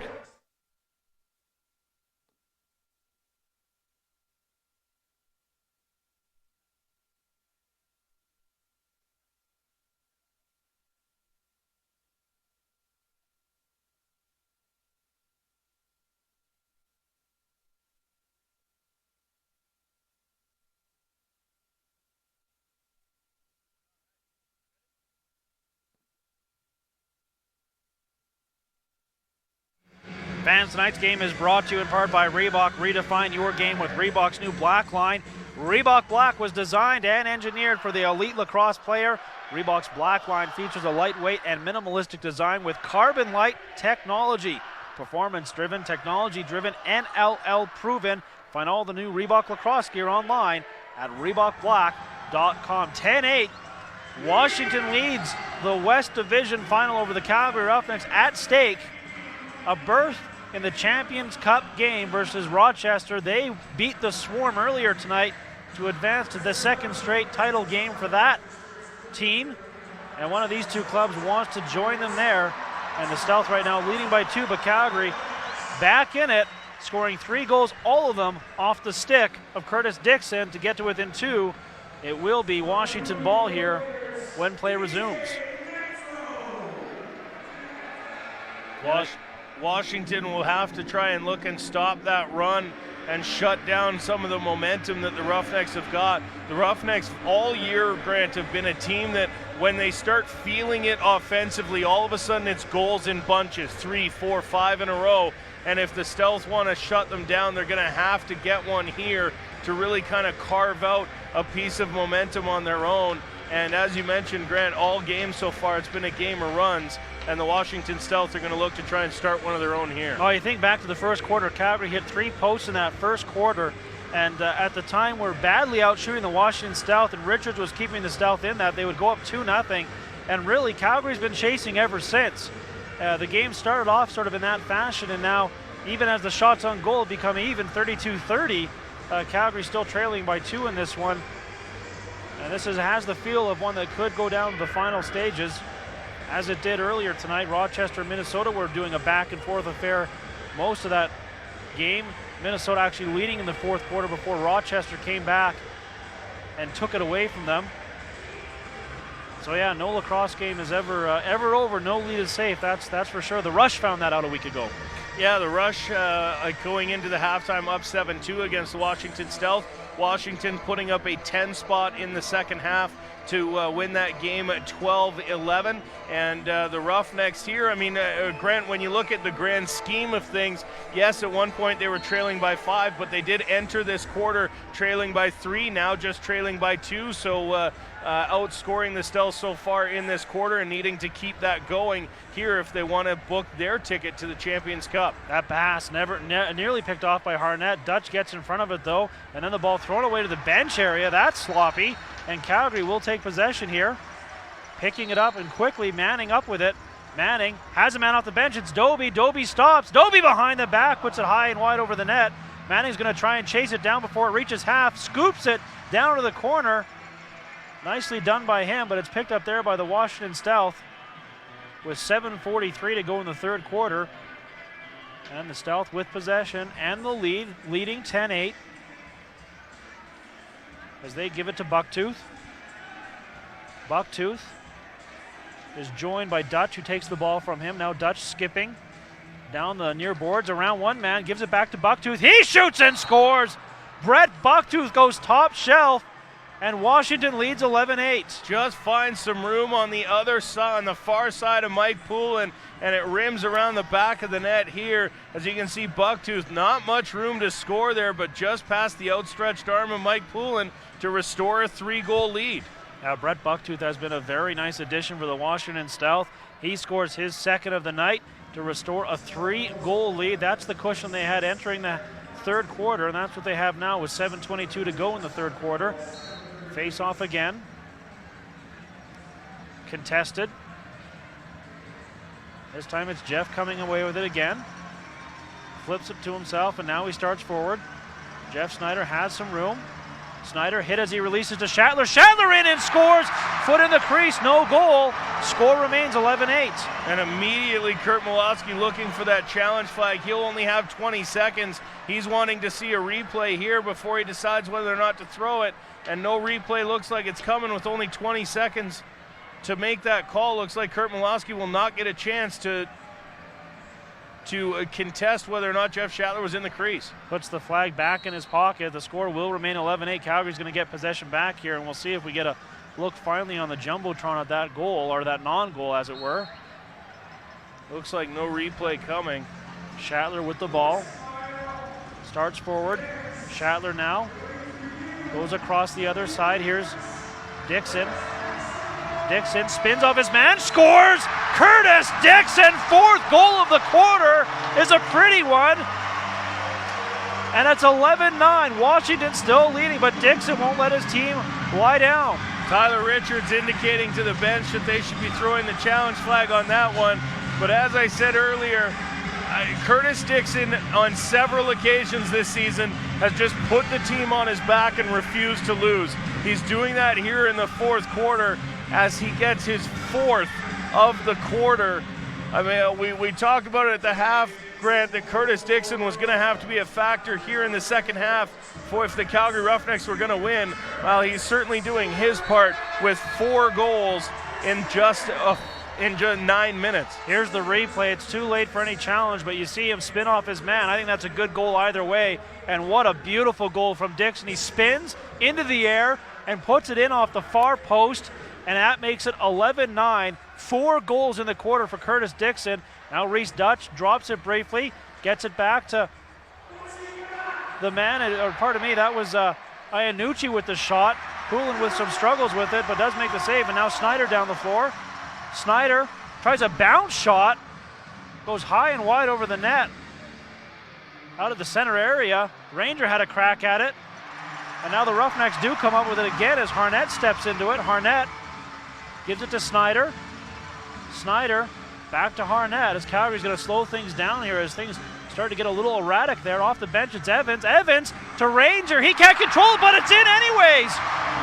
Scott Ranger, no goal. Goal waved off. Ranger was in the crease by the time it bounced across the line.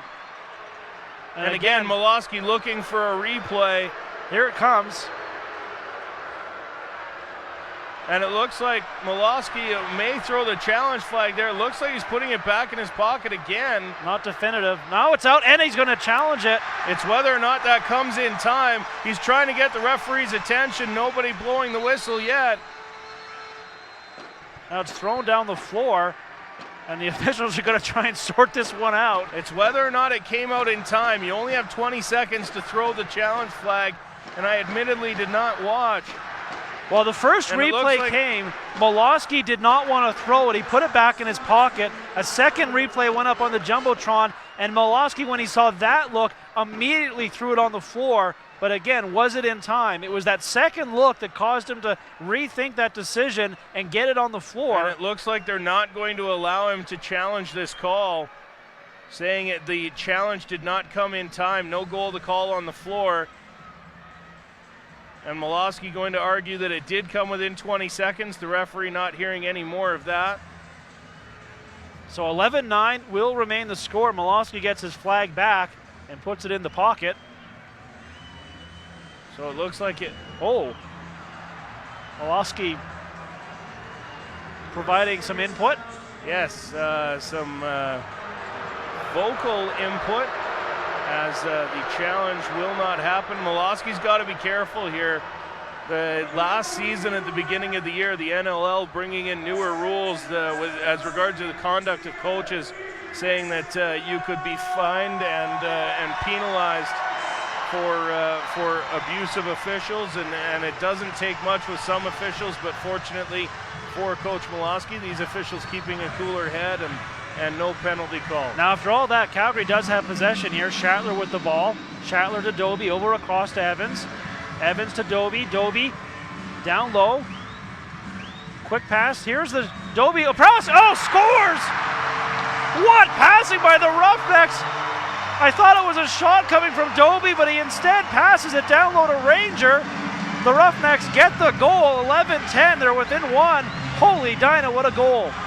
Scott Ranger gets his goal after all, and you can see him tiptoeing the crease there. Tyler Richards was so far out on that one, he had no chance as Ranger was behind him and had all the net to shoot at. And if you give Ranger that much, he's going to shoot, he's going to score. And now the stealth bench calling for a challenge here on that goal.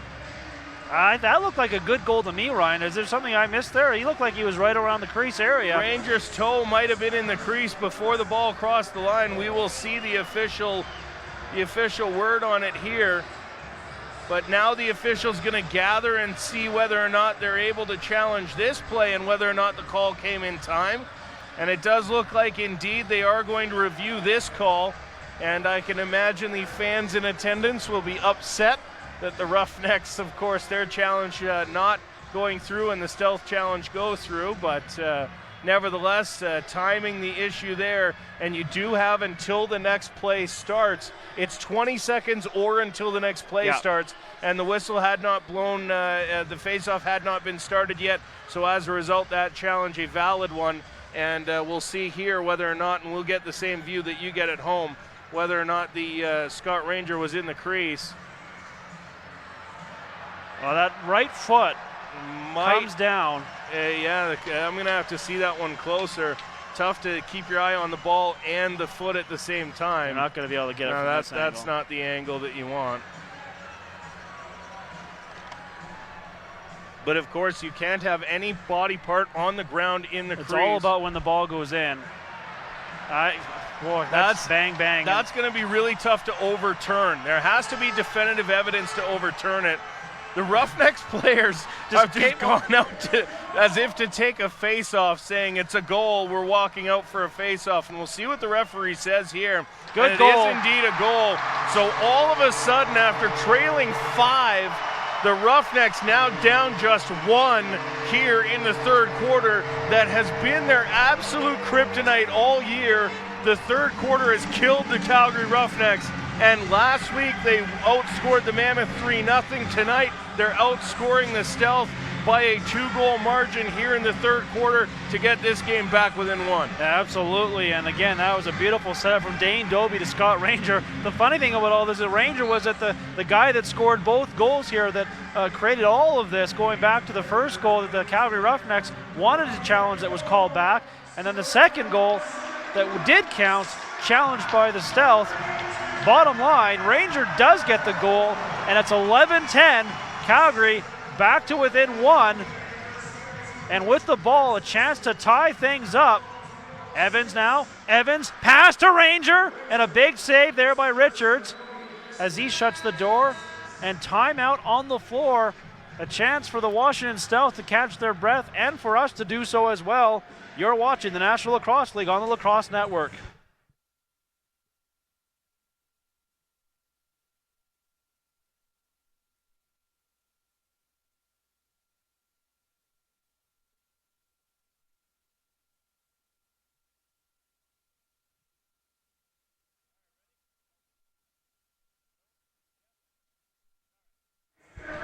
Fans, a reminder, you can watch the 2013 NLL Championship game live on CBS Sports Network next Saturday at 7 p.m. Eastern. To find the channel on your cable or satellite system, simply visit cbssportsnetwork.com. That's cbssportsnetwork.com. 11-10, Washington leading, but Calgary has the momentum right now as they've come back from being down 5 earlier in this quarter. It's now just a 1-goal lead for the Stealth. Rochester awaits the winner of this one. They will be on the road, coming either to the Stealth's home arena or here at the Saddle Dome in Calgary to face the Roughnecks. Rochester beating Minnesota tonight. The Swarm on the eastern side of the ledger thanks to the crossover rule, and they sent the Toronto Rock home last week in an upset, but could not get by Rochester tonight.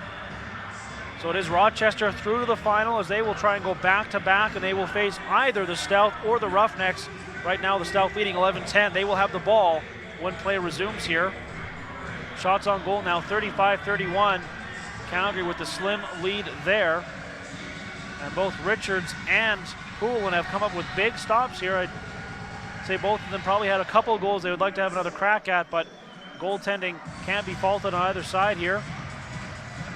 No, so far so good for both goalies there. They've, like you mentioned, there might be a goal or two that they wish they hadn't seen hit the twine behind them. But I think if you asked Mike Poulin and Tyler Richards, so far there are 21 goals they'd want back in this game so far. So and 11-10 the score in favor of the Washington Stealth. and the Calgary Roughnecks really putting together a heck of a third quarter here on the back mostly of Curtis Dixon, who scored 4 goals here in the third quarter to get his team back within 1. Scott Ranger putting the final one in there after all of that work by Curtis Dixon, and the Washington Stealth hanging on here and hoping that they can gain a little bit of momentum back from a suddenly resurgent offense from the Calgary Roughnecks. 5-on-5 right now, the situation as we are through the bulk of the penalty troubles that were being experienced by both teams earlier in the third quarter, and I think both teams would prefer to play it even up the rest of the way if they could and just see the best team emerge from it. And again, when play does resume, it will be Washington Stealth ball. Iannucci takes it from his goaltender, now starts forward. Iannucci 6 points so far in this game, 3-3. He has been very good tonight, as has Reese Dutch, who has the ball now. Back to Iannucci. Iannucci working one-on-one, tries a quick shot, saved by Poulin. Rebound to the corner, where it squirts loose, and the only guy that sees it is Harnett. The other 4 players were all still battling where the ball no longer was. Calgary now down the floor. This is Dane Doby. The referee warning the players that were involved in that brouhaha down in the corner. Evans now with the ball with 12 on the shot clock. Evans starts forward. Evans stutter step. Evans still with it. Now from the corner to Schattler. Shot. Richards the save as he was square to the shooter. And now the Stealth with 3.5 to go in the third quarter come down the floor. This is O'Doherty. O'Doherty passes off. And now Bucktooth has it. Pair of goals for him so far tonight. A couple of real nice shots. Leans on his man. Takes some hacks, now gets a step. Bucktooth has a man in front. Oh, and the pass just skips away from Dean Hill. Otherwise, he would have had a yawning cage. And now Snyder's in all alone. Snyder shoots, and Richards a huge save as he stops Jeff Snyder on the breakaway. Score remains 11-10. John Harnett with a nice pass up to give Snyder that breakaway, and he just missed it. And sometimes when Jeff Snyder shoots, he goes back to the bench, and here's an earful from Coach Molosky. This time gave him a tap on the shoulder as if to say, nice try that time, bud, you'll get him next time. Ball thrown away, saved briefly out near the center area. Now a battle for it near the Roughneck bench. Couple players from both teams in there. It's kicked ahead. Nolan Hebner can't come up with it, and eventually it does come down to the Roughnecks 2-on-1 coming the other way. Carnegie has it, nearly tripped up as the Washington defense did a nice job of getting back to disrupt that 2-on-1. Now to Evans. Evans has Dixon with him. Dixon back to the goal. Now shoots and just missed wide. Had a bit of room back there. Over and back though versus the Roughnecks. And it will be Matt Beers picking up the ball. Does so now. Play whistled in. Beers bounces it to Bucktooth. Bucktooth plays it across the other side to Lewis Ratcliffe. And now here's Bucktooth again working off the left board.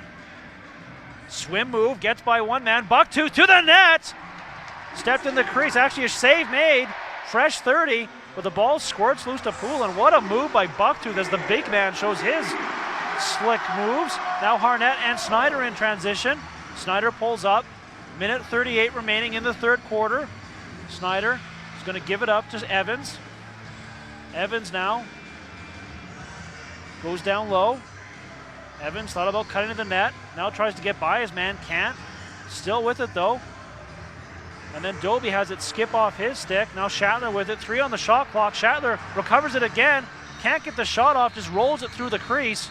And it will be Stealth ball with a minute 16 to go here in the third quarter. In what is an 11-10 Washington lead. First time really in this quarter that we've gone a few minutes without a goal. Washington will look to change that on this possession. Here is Iannucci shoots and Poulin stops him, coming well out on top of his crease to do so. And now with under a minute to go, Calgary has the ball. It's Manning in transition. Manning plays it to Doby. 50 seconds now. 19 on the shot clock. Dixon off the bench with a little bit of space. Starts forward now. Turns back, still with it. Pass across, tough one for Veltman to handle. Has to recover it off the wall. 4 seconds on the shot clock. Veltman just going to dump it in the corner. And it'll be 29.8 seconds, basically the full 30 for Washington, who lead this one 11-10 in the final moments of the third quarter. They'll try and go up by 2. Iannucci with the ball. And Richards halfway to the bench right now, just waiting for the ball to get deep before heading all the way to the bench. Still not there. Now he's closer. Still 5-on-5 though. Now they go 6-on-5 with 5 seconds remaining in the quarter. It's Dutch, the man off the bench. Ball is dropped briefly, and that'll do it, as that little drop prevented them from getting that final shot. McBride gives him a couple cross checks as time expires. We'll see if they're making a call here on McBride. Yeah, I think McBride giving him a couple cross checks because the time had expired before that shot came through. So McBride just letting him know that he's not that happy about the extra shot on his goaltender. We'll sort it out when we get back for the fourth quarter. You're watching the National Lacrosse League on the Lacrosse Network.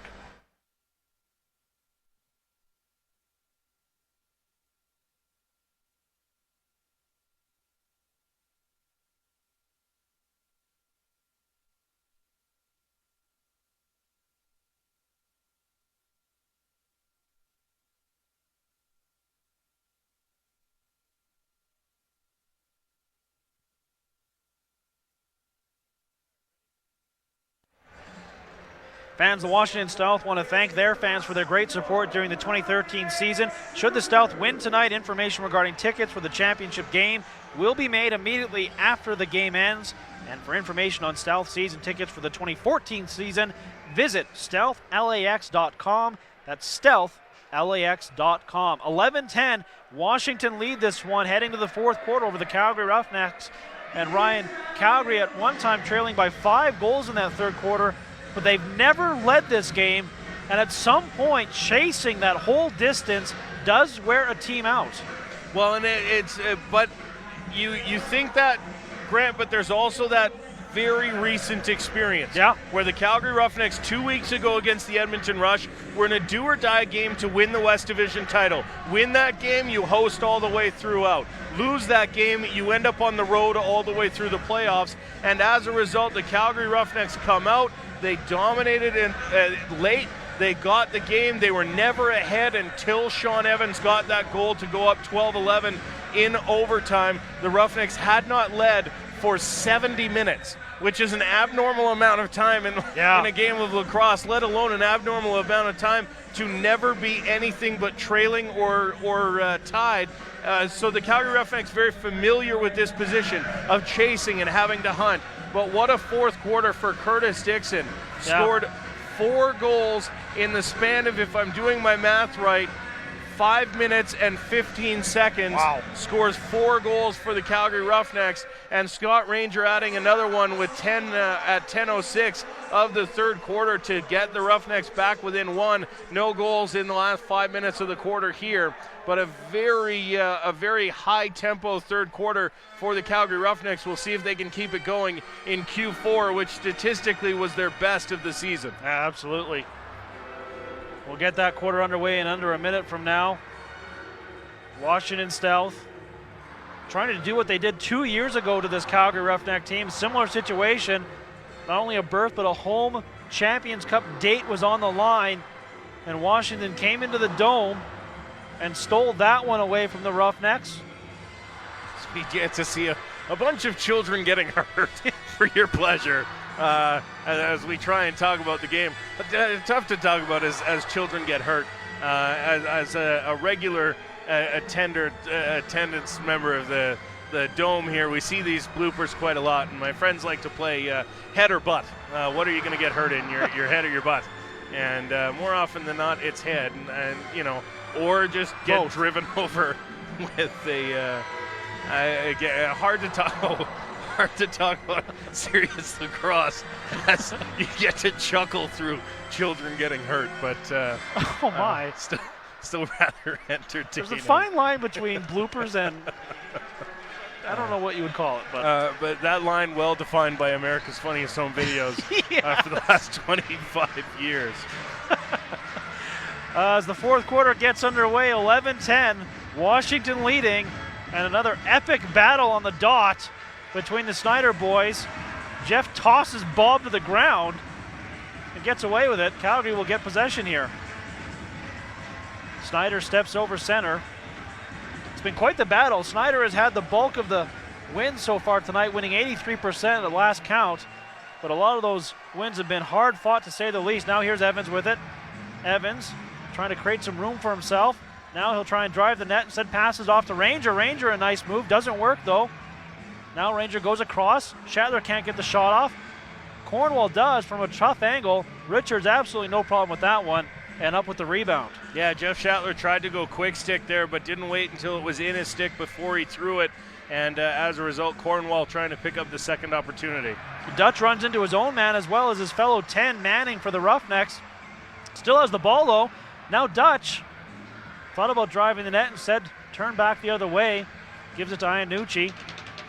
Iannucci passes off to Cliff Smith. Smith shoots. Oh, quick bounce off the end board. That would have been trouble, but right into the hands of the Roughnecks. Now Pete McFetters with the ball.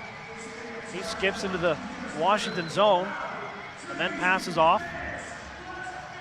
And this is Curtis Dixon, the hot hand for the Roughnecks off those 4 goals in the quarter. Behind the net, Dixon turns back the other side, comes out the same way he came in, passes off. Shot doesn't get to the net, to Dixon instead. Dixon spins, shoots and scores! 5th goal of the game for Curtis Dixon, and we're tied. Curtis Dixon is absolutely unbelievable. He is putting together a playoff performance for the ages here in just half a game. In the second half of this game, Curtis Dixon has 5 goals to bring this team back tied after they were trailing by 5 early in the third quarter. The game is tied, and with 14 odd minutes to go, the Champions Cup is on the line, and the Roughnecks hold a significant portion of the momentum. How do you stop them? Like, these goals are coming off broken plays and drop balls. He's spinning, he's jumping, he's flying through the air. How do you stop him? Curtis Dixon now off the faceoff. Here's Snyder to Shatler. Over to Evans. Back to Shatler. He shoots. Richards makes the save there. 11-11 the score. Again, the Roughnecks have never led in this one. It's been Washington the whole way, but we're starting all over now with 13 minutes to go in the final frame. And again, a berth in the championship game is on the line.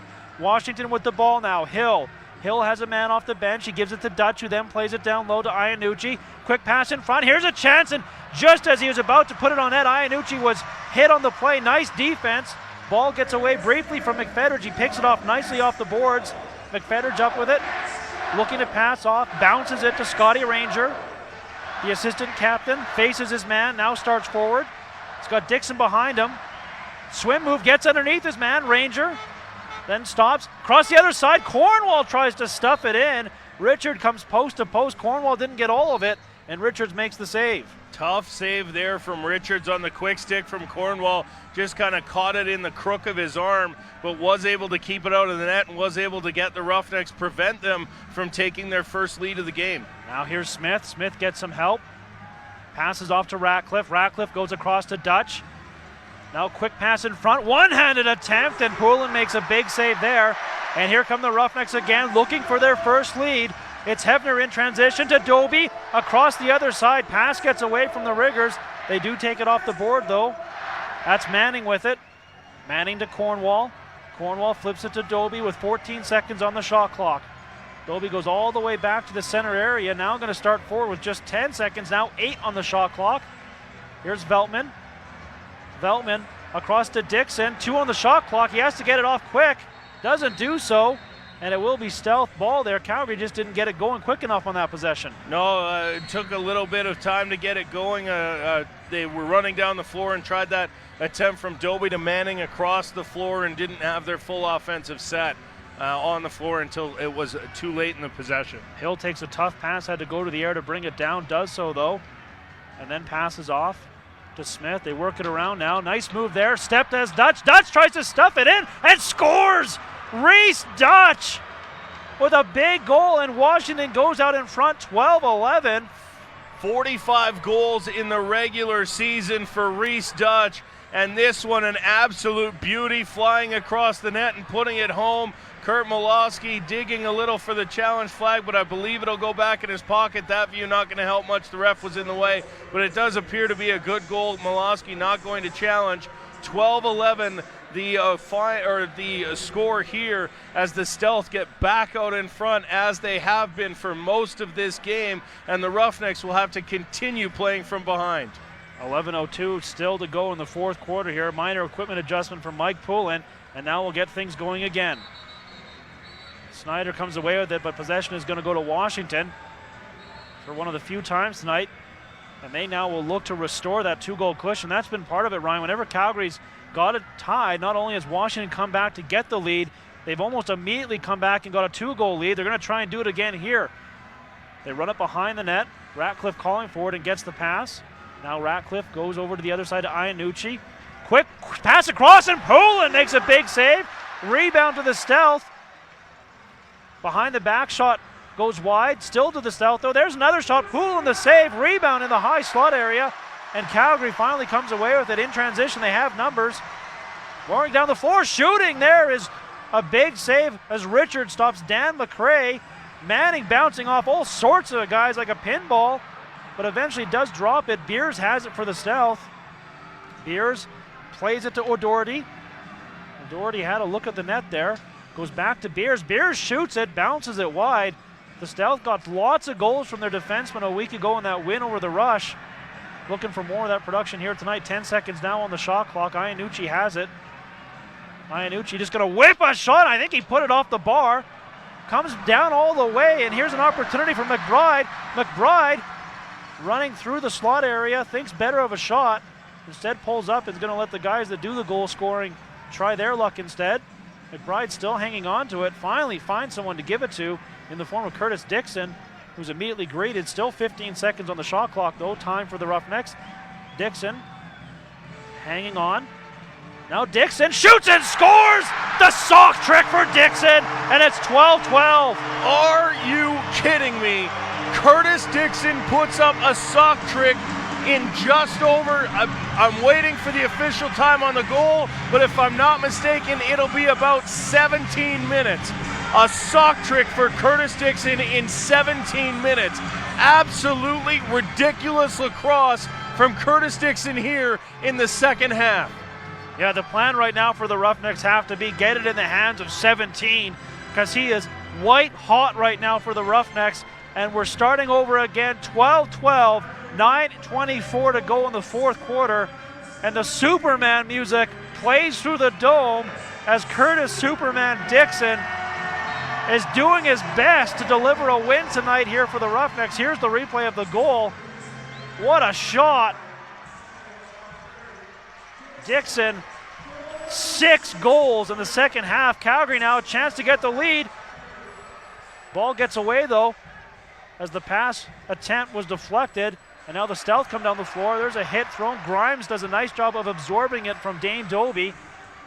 Gets it to his man. Opportunity here. Scoring is Salt. Justin Salt.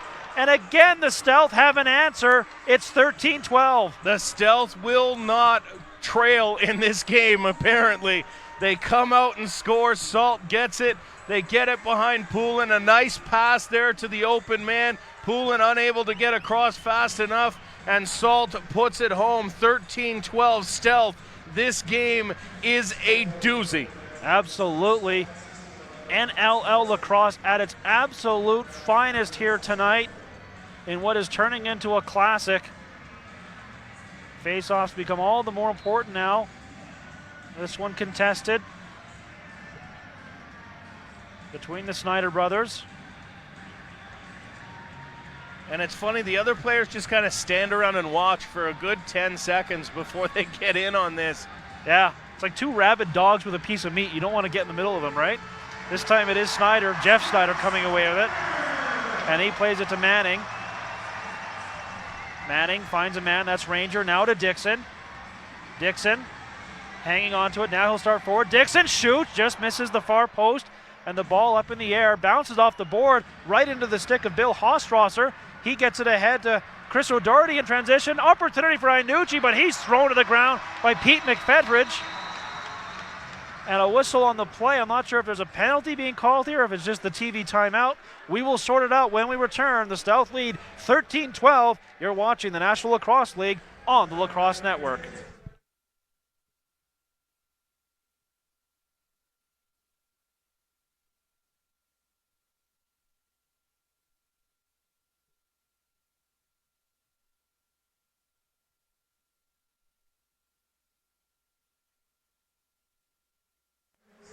Fans of the Calgary Roughnecks win tonight. They will host the Rochester Nighthawks in the championship game next Saturday here at Scotiabank Saddledome. Game time would be 5 p.m. Mountain here in Calgary. Stay with CalgaryRoughnecks.com for more information on tickets for the 2013 championship game. Right now, though, it's the Stealth in position to host that game. They lead this one 13-12, 8:13 to go here in the fourth quarter in what has been, as you called it, Ryan, a doozy, to say the least. Yeah, absolutely. I mean, with 25 goals and 8 minutes to play, both of these teams showing the offense that got them to where they are at this point in the season.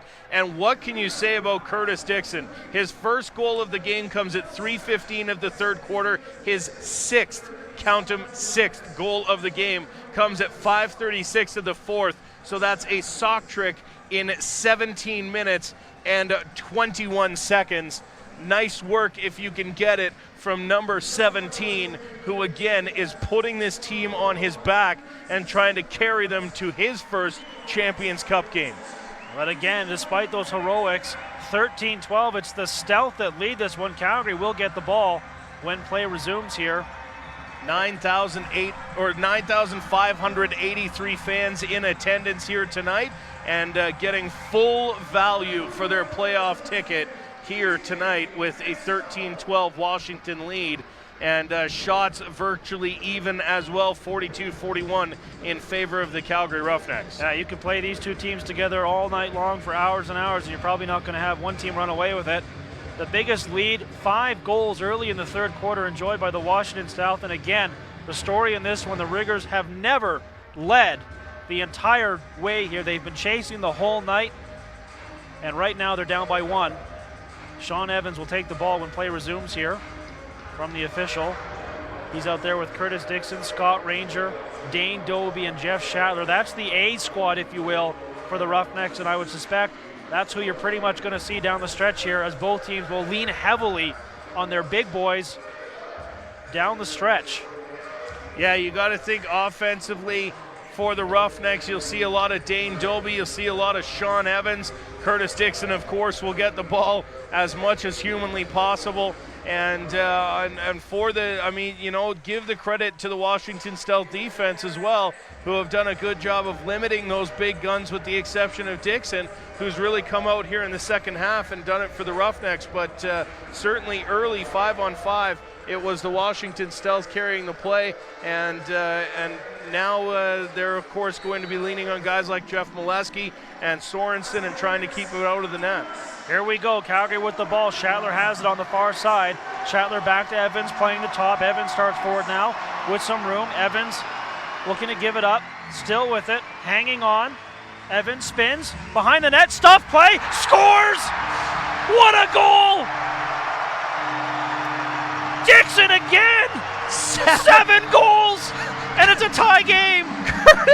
Curtis Dixon is absolutely ridiculous.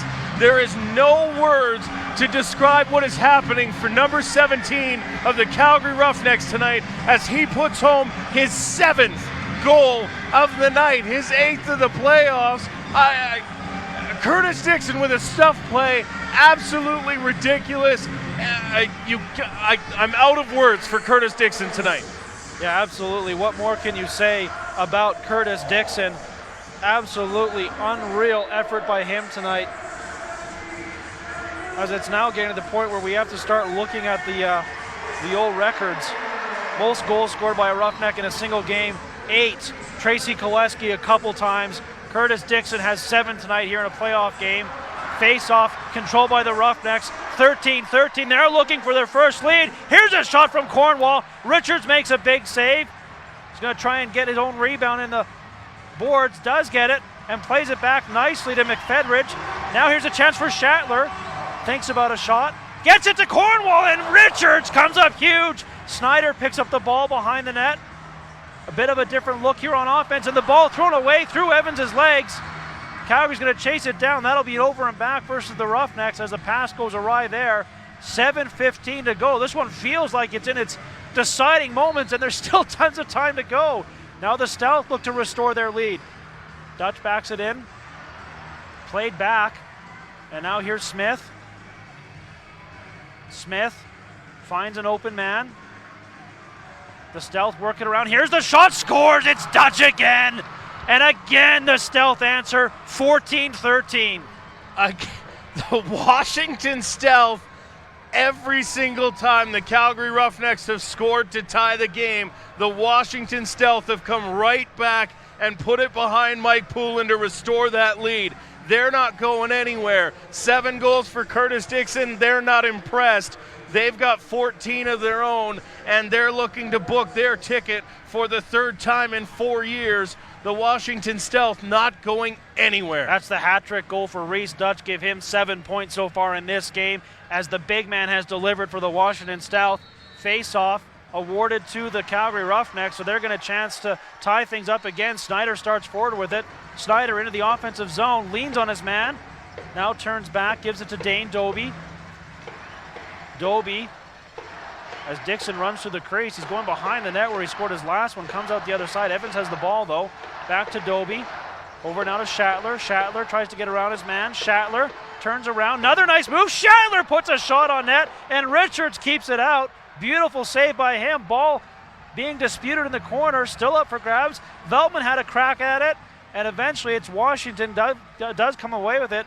Grimes now in transition with 6:20 to go here in the final quarter. Washington leading this one 14-13 and now looking for insurance.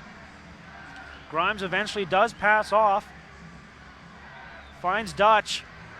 He's got the hot hand for the Stealth right now. Delivers a pass to Ratcliffe. Ratcliffe now with some space. He passes off. And then a quick pass down low. Doesn't connect. One-handed attempt. Goes wide and out the other side. Calgary's going to pick it up near center. Dan McRae finds it there. Quick pass to Doby. Doby to Pete McFedridge, who's on his way to the bench, and as he heads there, hands off. Now Ranger with it. Ranger all the way across the other side. This is Doby. Doby now spins off a check a couple times. Now to Shatler. Pass is deflected and right to the stick of the awaiting Richards, who then throws it away. It's going to be picked off by Evans near center. Evans now starts forward. Evans has space. Evans all the way and just misses the net. Doby receives the ball off the end boards, passes to Ranger. Ranger now tries to create some space and then try to find Dixon. Ball nearly deflected off of Dixon into the net with 5:05 to go, though it stays out. And now here Beers comes back for the Stealth. They lead this one 14-13. We're now down to the final 5 minutes in this one. Sends it across. Again, the Stealth looking for that critical insurance goal. This is Smith. Smith thinks about a shot. Turn back. Goes to Iannucci, who then goes to the far side. Back to Ratcliffe. Shoots a blistering shot off of Poulin and into the crowd. And we will take our final TV timeout with the score 14-13. Washington leading. We'll finish it off when we return. We're watching the National Lacrosse League on the Lacrosse Network.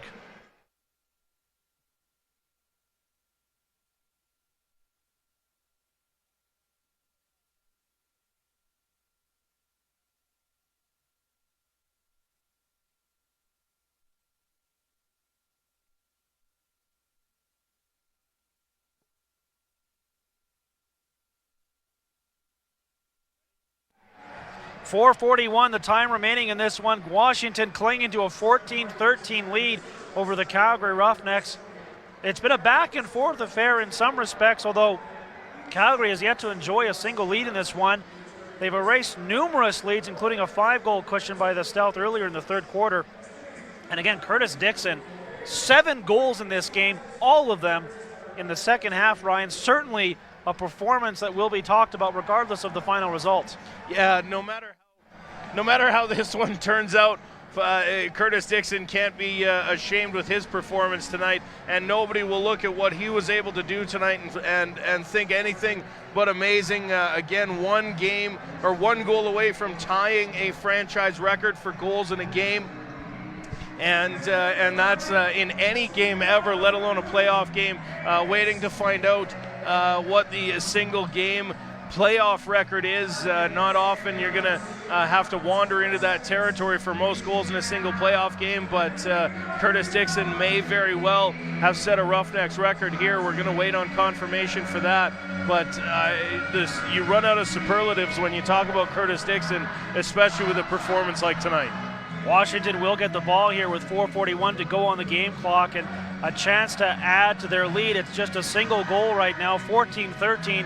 But again, you have to be impressed by them tonight. Every time Calgary's tied it up, Washington almost immediately has answered to restore their lead, and that's really been how this game has unfolded. Yeah, so far so good for the Washington Stealth. I mean, you got to be upset a little bit that you let a 10-5 lead slip, but as soon as it got to 11-11, well, now it's 12-11 Stealth. Roughnecks tied again, Stealth get the go-ahead. Roughnecks tied again, Stealth get the go-ahead. The Stealth have been getting that go-ahead goal every single time they've needed to, and on several occasions tonight have added they've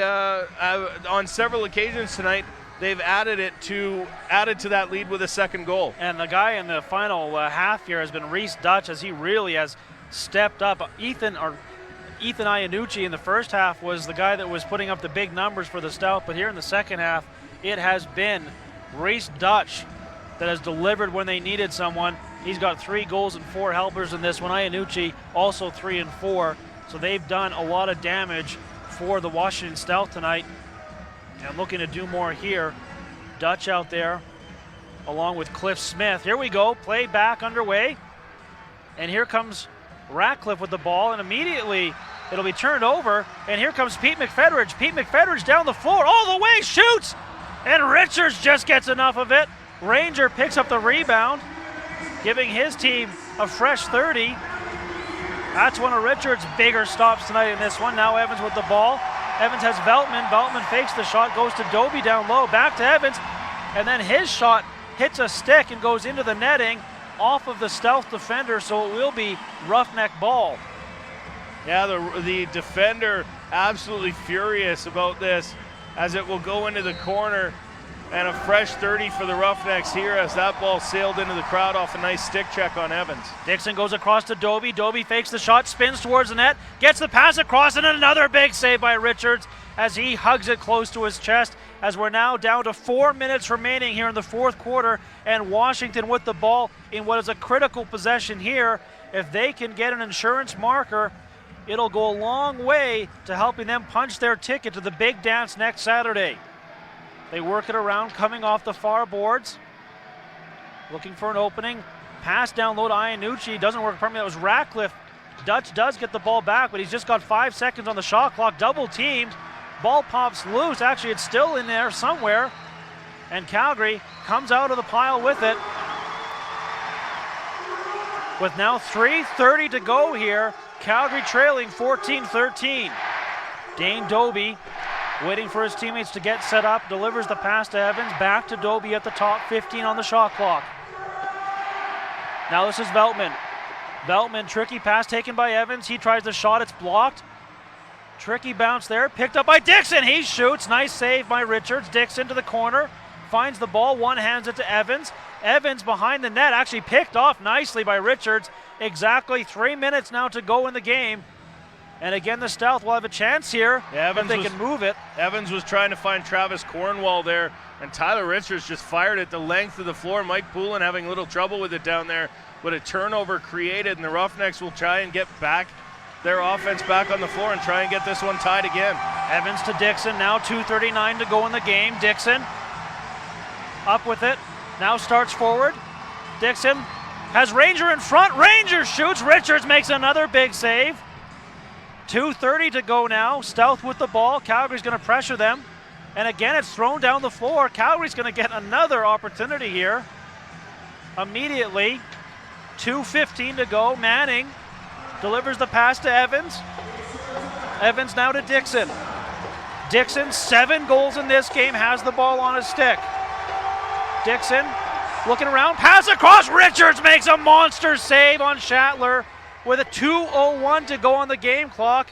Richards is coming up big here down the stretch for the Stealth. Tyler Richards is doing everything he needs to do to send his team back to the championship game for the 3rd time in 4 years. Now here's Smith. Smith delivers it to the corner. Now they'll go back to Bucktooth. Washington looking for that critical insurance goal, also wanting to kill clock here. This is Ratcliffe. A goal here would almost seal it. He passes over to the other side. Pass or shot down low with the shot clock expired. Here comes Calgary now again. 90 seconds to go. Calgary needs a goal here to get this one tied up. Here's Shatler. Shatler has Doby with him. Doby takes the pass from him. Doby starts forward now. Doby now hanging on to it. Looking to pass off. Has Ranger, bounces it wide. 10 seconds on the shot clock. It's into the crowd. 1:10 to go here. Getting to crunch time. Washington with the ball. Leading by 1 here in the waning moments as we're down to exactly 60 seconds. Molesky passes across. Dutch has a man on the left side. 50 seconds remaining, 10 on the shot clock. Washington, Dutch tried to drive the net. Ball didn't go with him. Dan McRae has it. 44 seconds remaining. Calgary's got to do something here. Jeff Snyder takes the pass, and timeout called, I believe, by the Roughnecks. Yeah, timeout Roughnecks is they're going to come down the floor, and as soon as Dan McRae got that ball in his stick, he called for a timeout. So the Roughnecks will have that full 30 or 27 seconds rather to come down the floor, and Reese Dutch losing the ball there, and Jeff Snyder giving him a heavy hit there as well, as if to let him know that he's not getting any closer to Mike Poulin, and it will be what can Kurt Molosky draw up here to try and get the Roughnecks back to another tie game. You gotta wonder if it's not going to go back to Dixon, but if you're the Stealth, how do you just focus on Dixon knowing what other offensive talent the Roughnecks can put on the floor? Yeah, maybe you go a different direction. You use Dixon as the decoy and find someone else. We'll find out here. Net is empty. 40.1 seconds remaining on the game clock. Poulin will be on the bench, 6 on 5. All the big boys out there for the Calgary Roughnecks, as you would expect. Fans on their feet here, 9,500 strong, hoping that the Roughnecks can once again tie this game and maybe even look at an overtime playoff game. It'll be Scott Ranger, Dane Doby, Sean Evans, Curtis Dixon, Travis Cornwall, all out there for the Calgary Roughnecks. And it's Shatler starting forward. Here we go. Shatler with the ball. Shatler to Evans. Evans starts forward. Evans has a step. Evans, pass across. Doesn't find Doby. Doby takes it off the wall. Delivers it to Shatler. 13 seconds on the shot clock. Now to Dixon. Dixon throws it to the corner. Veltman takes it there to Doby. They're going to have to do something quick. Here's Evans across. Quick stick to Veltman. Doesn't work. Doby gets the ball. He shoots it wide. Comes to Dixon. Shot clock expires with 12.5 seconds to go. That's the amount of time that Washington is away from advancing to the Champions Cup game. Calgary unable, Ryan, to really create a quality chance there. And you know it's going to be all defense here, as the Calgary Roughnecks are going to have to get the ball back with 12.5 seconds to have a chance to go to the Champions Cup. If not, Washington will be booking their ticket back home, awaiting the Rochester Nighthawks. Richards tries to hit the empty net. 7 seconds to go. Evans takes it off the wall. It's interrupted there.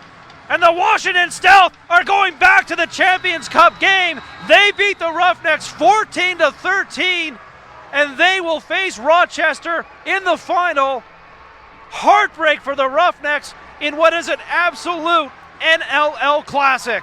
And a great game from start to finish, and you see Curtis Dixon there down on the ground by the penalty box as he watches a 7-goal performance go for naught, as the Washington Stealth put it all together today and beat the Roughnecks on the road to go home and host the Rochester Nighthawks. Calgary just could not ever get a lead in this game.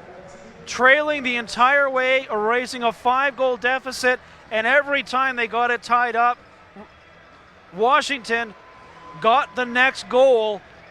And when it was all said and done, Tyler Richards came up with the big stops when his team needed him. You think in those final 4 minutes, Ryan, Richards was not letting anything in. No, Tyler Richards did everything he had to do to secure his team's ticket into the Champions Cup game. He stopped Dixon several times. He stopped Shattler in close on what was Shattler's best opportunity of the game. And you can see the Washington Stealth players taking an extra second on the handshake on the way through with Curtis Dixon. Richards had some words for him, and all the players giving Curtis Dixon a little bit extra there after a Herculean performance tonight from the young man who in just his 3rd season in the National Lacrosse League is proving to be certainly something special. And the Roughnecks stopping to salute the fans as they get a final burst of applause from their fans after a West Division championship season that comes 1 win short of a Champions Cup final. Your final is now set. It will be Rochester, it will be Washington, it will be next Saturday. That'll be a 5 o'clock start Mountain Time. We'll wait for all the ticket details as they do come out. Again, the Stealth will be the home team. Rochester will try to go back-to-back, and for the Stealth, they're going back to the 3rd final in the last 4 years. So far, 1 championship to show for that. They will try and pick up a 2nd one next weekend in what promises to be a doozy of a game. For one, a heck of a goaltending matchup. Yeah, Matt Vince and Tyler Richards, 2 of the best goalies in the National Lacrosse League this year. I believe Vince, the goaltender of the year in the regular season, and has done everything for his team in the playoffs here. And on the other side, Tyler Richards, we saw what he was able to do tonight, weathering the storm early as the Roughnecks came out to an 11-1 lead in shots. On the back half, it was Tyler Richards absolutely shutting the door in the last 5 minutes and keeping the Roughnecks from tying the game a final time as they head back to the dressing room. But that, an incredible goaltending matchup to look forward to in that Champions Cup final. Your offensive leaders for the Calgary Roughnecks, heck, it was Curtis Dixon all the way. 7 goals, all of those in the second half. 8 points overall. Dane Doby 3 and 2, Scott Ranger with a single, Sean Evans 1 and 3, and the rookie Joe Resetarich with a goal as well. For the Washington Stealth, Ethan Iannucci and Reese Dutch both finished the evening 3 and 4. Justin Salt delivered a couple of real big goals, 2 goals for him, and Brett Bucktooth also with a big game, 2 and 2. Cliff Smith 1 and 3, Lewis Ratcliffe 1 and 3, and Dean Hill chipping in 1 and 1 as well. Tyler Richards is your winning goaltender. Mike Poulin takes the loss. Player of the game, Curtis Dixon, on the strength of those 7 goals. In a losing effort, though, as the Calgary Roughnecks do fall to Washington, the Stealth move on to face Rochester in the Champions Cup game next weekend. A couple reminders for you. You can watch that championship game live on CBS Sports Network next Saturday. That is at 7 p.m. Eastern, 5 p.m. Mountain Time. To find the channel on your cable or satellite system, visit cbssportsnetwork.com. If you're a fan of the Washington Stealth, look for information regarding tickets for the championship game. Those are going to be made immediately in the next few minutes. You can find all that information on NLL.com as well, stealthlax.com. And do tune in to NLL Radio, including Roughnecks Radio. We will have our final edition up later tonight as we chat with the Roughnecks after this 14-13 loss. Ryan, final thoughts? Well, I mean, if you're looking for... really, when you look at this game from the Washington Stealth perspective, they did absolutely everything they needed to do. They rode a hot goaltender all the way through the game. Richards was incredible, and as they look forward to next week, they have to be pretty happy about the idea that Richards is playing that well. On the other side, the Calgary Roughnecks look at another season where they had a West Division championship and did not get through to the championship game. Last year, it cost Coach Dave Pym his job. I can't imagine that will be the same here with Coach Kurt Malosky after just 1 year, but a good season nonetheless for the Roughnecks, who, despite having several veterans on this club that have been around for many years, are still a young team. And as they look forward to next season, all they can do is think they've still got plenty of time ahead of them and can't do anything. But I mean, the West Final is not necessarily the worst place to end a season when you're a team as young as the Calgary Roughnecks, and certainly they'll be back in the mix again next year. For those of you that joined us throughout the season, we do want to thank you for listening to us throughout the season and for all your chatter and thoughts in the chat room. We loved having you with us throughout this season, and we hope you'll enjoy next weekend's Champions Cup game, because it will be a doozy. For Ryan Ballantyne, my name is Grant Farhall. Your final, once again, the Washington Stealth move on to the final to face Rochester 14-13 over the Calgary Roughnecks. Have a great evening, and thanks for listening.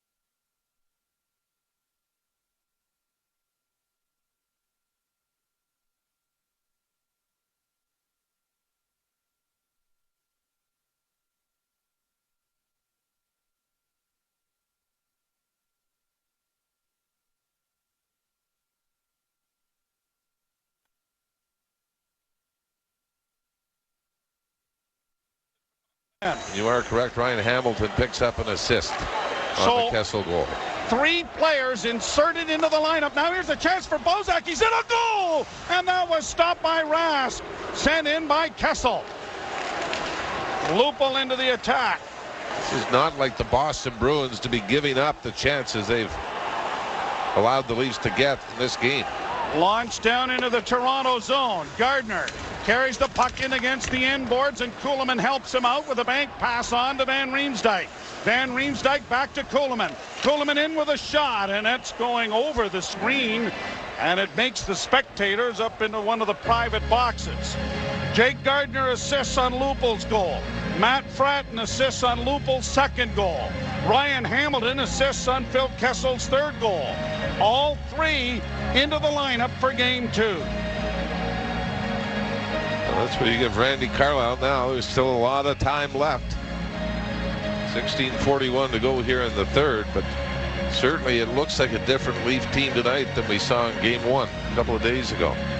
For that matter, it looks like a different Bruin team, but 3 out against the second one.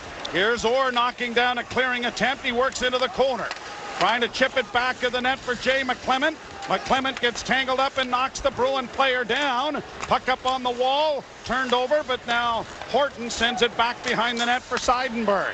Tipped out into the center ice area. The Leafs have it again. Here's Van Riemsdyk in again, playing it around the boards far side. Grabowski unable to reach it, and Franson has to wait for his teammate to step over the boards to get off the ice before he could play it.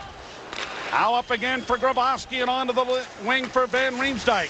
Centering attempt was blocked. Bruins carry it around back of their goal, and it is Seidenberg getting it ahead for Lucic. He couldn't get away. Fraser is back in the Toronto zone. The Leafs 3, the Bruins 1. Banked down into the Boston end.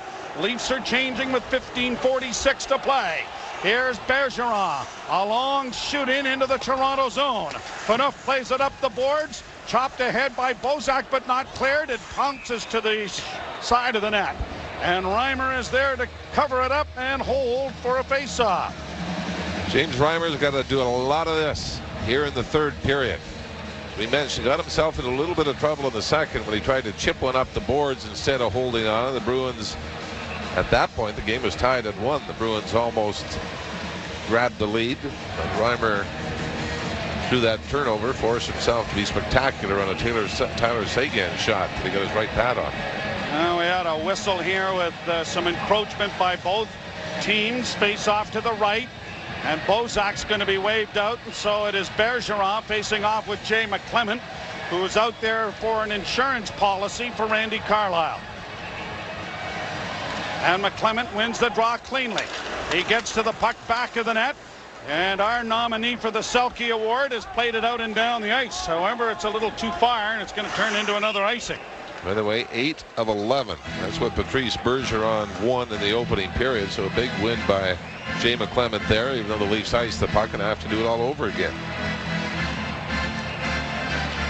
A face-off to the left of James Reimer. By the way, 65% the Bruins won over the first 40 minutes. The Leafs in the first game won the face-off battle. They've iced the puck again. Okay, I'd say about 72 more of these, the game will be over. Of course, it'll be the same guys on the ice. You might want to lob a few down there to get a change of players. A little more. But I mean, this is dangerous. I mean, you don't want to take any chances. But Howard rolls in on goal. The Leafs will get their change if, in fact, they want to do so, as Reimer has covered it up.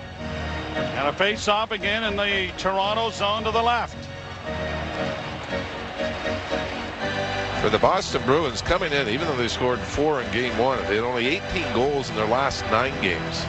Draw one by Boston. McQuaid over on the far side, Seidenberg. Long shot wide, goes to Marchand. He loses it, and the Leafs are able to break it out with Carl Gunnarsson coming to the red line, playing it in over the line, but given a bump there by Bergeron. Seidenberg got it ahead. Here's Marchand skating through the neutral zone to Seguin. Rolled into the side of the Leaf goal. Kessel back there, unable to get it away from Bergeron, who's tied up there by the Leafs, and then it's fed around the boards and down the ice by a Toronto player. And so another icing charge coming here.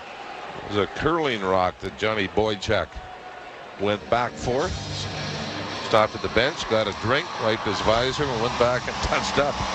But Phil Kessel back on Marchand on the back check. And we can talk about the goal that Phil Kessel has in the breakaway here in the third period to put the Leafs up 3-1. But that's what you like about his game this year. On the back check, taking it away from Brad Marchand. Draw to the left of Reimer in the Toronto zone. Peverley against Bozak. And Peverley won the draw. Chara steps in with a wrist shot. Blocking arm save made by Reimer. Yager after the puck, and we expect to see him a lot more on the ice here as he loses it. And Bozak starts away at center. He'll just flip it into the Boston zone. The Leafs are going to change. Fratton is into the forecheck as Chara plays it up on the boards, and a hit there by Fratton on Boychuk. Here's Kadri in. Kadri with a little toe drag move that didn't work, and it's cleared out into the center ice area. Yager back for Peverley. Peverley had it knocked off his stick, but gains possession along the boards. Played it down into the corner. Kadri knocked it back. Yager there again. Back to the blue line to Chara. Far side it goes. Wrist shot coming, and that's wide of the net. Chara on the near boards, backhands it into the corner. Hamilton ran into Chara, but it was Hamilton who went to the ice. Now an interference call here on the big fella. Zdeno Chara's going off as he had had enough of Nazem Kadri. I don't know if Kadri sold this, but the Leafs with 13:39 to go in the third will have a power play. So the Leafs will go to the power play. The last time Chara was in the box, they scored. You're listening to Molson Canadian Leafs Hockey on Sportsnet 590 The Fan and the Maple Leaf Radio Network. I lost 8. I lost 6, and I feel fantastic. I lost 10 in 12 months. Can you believe it? Golfers across Calgary are losing strokes at GolfTech with fact-based learning, sequential lessons, video-based practice, online player performance center, and precision club fitting. GolfTech's personal certified coaches help you build a plan to play better golf. Visit our GolfTech locations in Beacon Heights and Midnapore, or check us out at golftechcanada.com. Initial swing evaluations now just $99. Hey, it's Pat Steinberg, and we here at Sportsnet 960 The Fan love talking sports. That's why you listen to us. But we also know there's a little bit more to it than what happens on the ice or on the field. That's why every Wednesday at 2:25, we dig a little bit deeper into the business of sports. We take a look at what happens behind the scenes in the game within a game. It's brought to you by Regis Business Centers. Office space now available in Hanson Square on 17th Ave. Rent for 60% less than downtown with all the same perks. Call 1-800-OFFICES or visit regus.ca. The business of sports every Wednesday at 2:25 only on Sportsnet 960 The Fan. The legend of the Fan Girls continues. Look for them at all kinds of great events this spring and summer. The girls always bring along McSweeney's Meat Snacks. Win a wild Calgary Stampede weekend for 2, including accommodation, VIP access, and $500 in spending money. Enter at McSweeney's.ca. The Fan Girls from McSweeney's Meat Snacks, only from Sportsnet 960. The Stanley Cup playoffs are right here on Sportsnet 960. The Fan. Hey, if you want a chance to win Game 3 tickets, listen to Brady and Lang, 7 o'clock on Monday morning, Sportsnet 590 The Fan.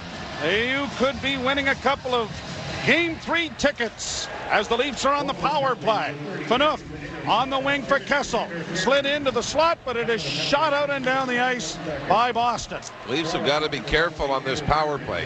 Yes, you'd love to make it 4-1, but you know the Bruins are going to be aggressive, and they'll take off on an odd man rush shorthanded if they get a chance. Pass onto the wing to Van Riemsdyk and slid into the corner. Back of the net, Seidenberg plays it up on the wall. Van Riemsdyk got there first, but then Campbell sent it out and down the ice. Phaneuf going around back of the net. The Leafs are changing. Kadri comes on as Phaneuf carries to center. He'll slap it in around the boards. 2 Leafs down on the near side. Kadri comes away with the puck. Tried to center. He's around back of the goal. Into the far corner. Back to the point to Franson. Over here to Phaneuf. Phaneuf tried to get a shot through, but it was stolen. And Chris Kelly sends it down the ice.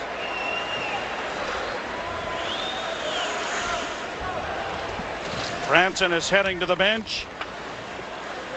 Brought out now by Jake Gardner. Gardner weaves to center. Brought in over the line on the left wing. Kadri taking it to the net. Backhand shot stopped by Rask. And it's shot down the ice. Great scoring chance there for Toronto. Jake Gardner to Nazem Kadri, who found some room in the left side. Here's Grabowski hitting the line and in on the left wing. Goes into the corner there against Seidenberg. Lupul adds support. Seidenberg checked as it's played back on the wing. Campbell will get it off Jake Gardner down into the Toronto zone. Gardner being chased by Campbell. Goes around back of the net, and Gardner with speed coming out. Pass though is blocked. Here's Paille back the other way. A 2-on-1 break. He's going to the net, and a diving play made there by Carl Gunnarsson. What a play by Gunnarsson.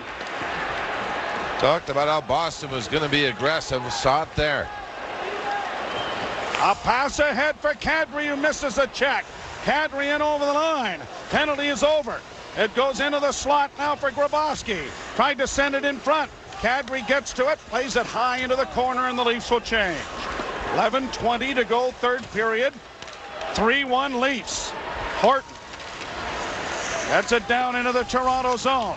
Cody Franson plays it up ahead for Leo Komarov. Komarov just did get it out, and it is shot back in again by Boston. Fraser reverses it for Franson. Ahead for Jay McClement. He was being hampered there, but got the puck out. Brought by Dougie Hamilton to the blue line, but turned over there. Bruins now chipping it in from their side of center ice. Mark Fraser chased back to the goal, played it into the corner. Traffic arrives. Now here's McClement tying up his man, and Franson gets the puck, but he got it up on the wing and not out. Chopped into the corner. Leafs a little sluggish in their own end here. Here's a chance now, bouncing back to the blue line. A shot blocked. Carried into the corner for Fraser. Played back to the net for Franson. Franson with some time and space. Plays it off the glass to center. And it ends up in the Toronto bench off the glove of Chara for a break in the action and a face-off outside the Toronto blue line. Leafs doing a good job, though, of not allowing the Bruins to control the puck in their own zone. They've been, some anxious moments in getting the puck out. It kept the Bruins to the outside. Boston out shooting the Leafs 31-30. But have held the Bruins to just 3 shots on goal so far in this period. 4-3 the shots favoring Toronto. Offside at the Toronto blue line. Marchand in a little early. 15 seconds from the midpoint of the third period. And the Leafs holding on to a 3-1 lead. Joffrey Lupul has scored twice. Phil Kessel scoring 53 seconds into this third period.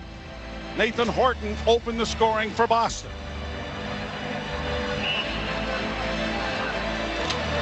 Bozak wins the draw. Carl Gunnarsson.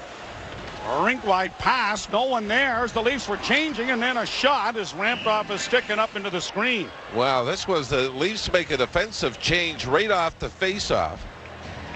And Carl Gunnarsson obviously not aware of it. He tries to throw it to the defenseman on the right side. Dion Phaneuf had just jumped on. The puck just rebounded back into the center of the ice, and the Bruins get a rush out of it. Draw to the right. Toronto zone. Bozak wins the face-off. Phaneuf able to get it away from a man and launch it to the line and out. And a whistle brings an offside. So we'll step aside as half the third period is in the books. The Leafs lead by a score of 3-1. You're listening to Bolsa Canadian Leafs Hockey on Sportsnet 590 The Fan and the Maple Leafs Radio Network. Money is always tight, and I have less time to deal with important issues. Our benefits plan always gets less attention than it should. Hi, I'm Marla Schwartz from Benecaid. We offer a full suite of products allowing you to customize your benefits plan, coverage that evolves as your business grows. Finally, a company that understands my needs as a business owner. Take care of your business, your family, and yourself. Call your advisor or go to benefitsyouwant.com.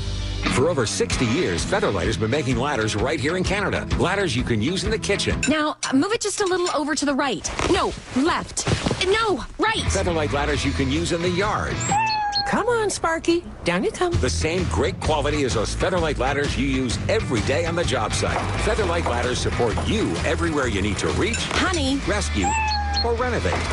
And Featherlight says thanks for your support. Featherlight Ladders, helping people like you get the job done for over 60 years. Update, Hop in the truck, everyone. Road trips are the best, aren't they? Come on, load them up. But did you know that for every 100 pounds of extra weight you pack onto your vehicle, you reduce your fuel economy by 2%? Worth considering before you start heading out this summer. Yet another little tip brought to you by Good Ride Tires. Because the way we see it, it's not just about making good tires. It's about you enjoying the ride. Visit us at goodridetire.com. Joe Moen and Jim Ralph back here at the TD Garden in Boston. And a 3-1 Toronto lead. If Leaf fans were looking for a pushback, they've gotten it. They have played a very solid game. Sure, there's been some giveaways and some anxious moments, but through it all, I think you got to give them some pretty good marks. Well, and really, after falling down 1-0, it seemed to be a switch for the Leafs. They were the team that seemed to rally after the opening goal from the Bruins. Boychuk shoots it in. The Leafs spin up, playing it around on the boards, and Lupo gets it out at center ice. Leafs know exactly what the Bruin defense will be doing. Sneaking down the boards, trying to pinch. A reverse there for Phaneuf. Phaneuf gets it up on the wing. Fratton couldn't get to it. It bounces wide of the Leaf goal. Now to the near side for Marchand. Back to the point to Chara. Shot wide. Phaneuf tied up Marchand. Another shot coming. Blocking. Save the goal. They score. Sega in front of the net.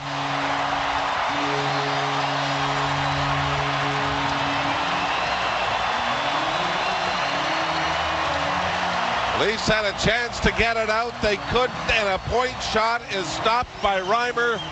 The rebound, I think it just bounces off Seguin and in. I think this is similar to the Nathan Horton goal. High stick, wait a minute.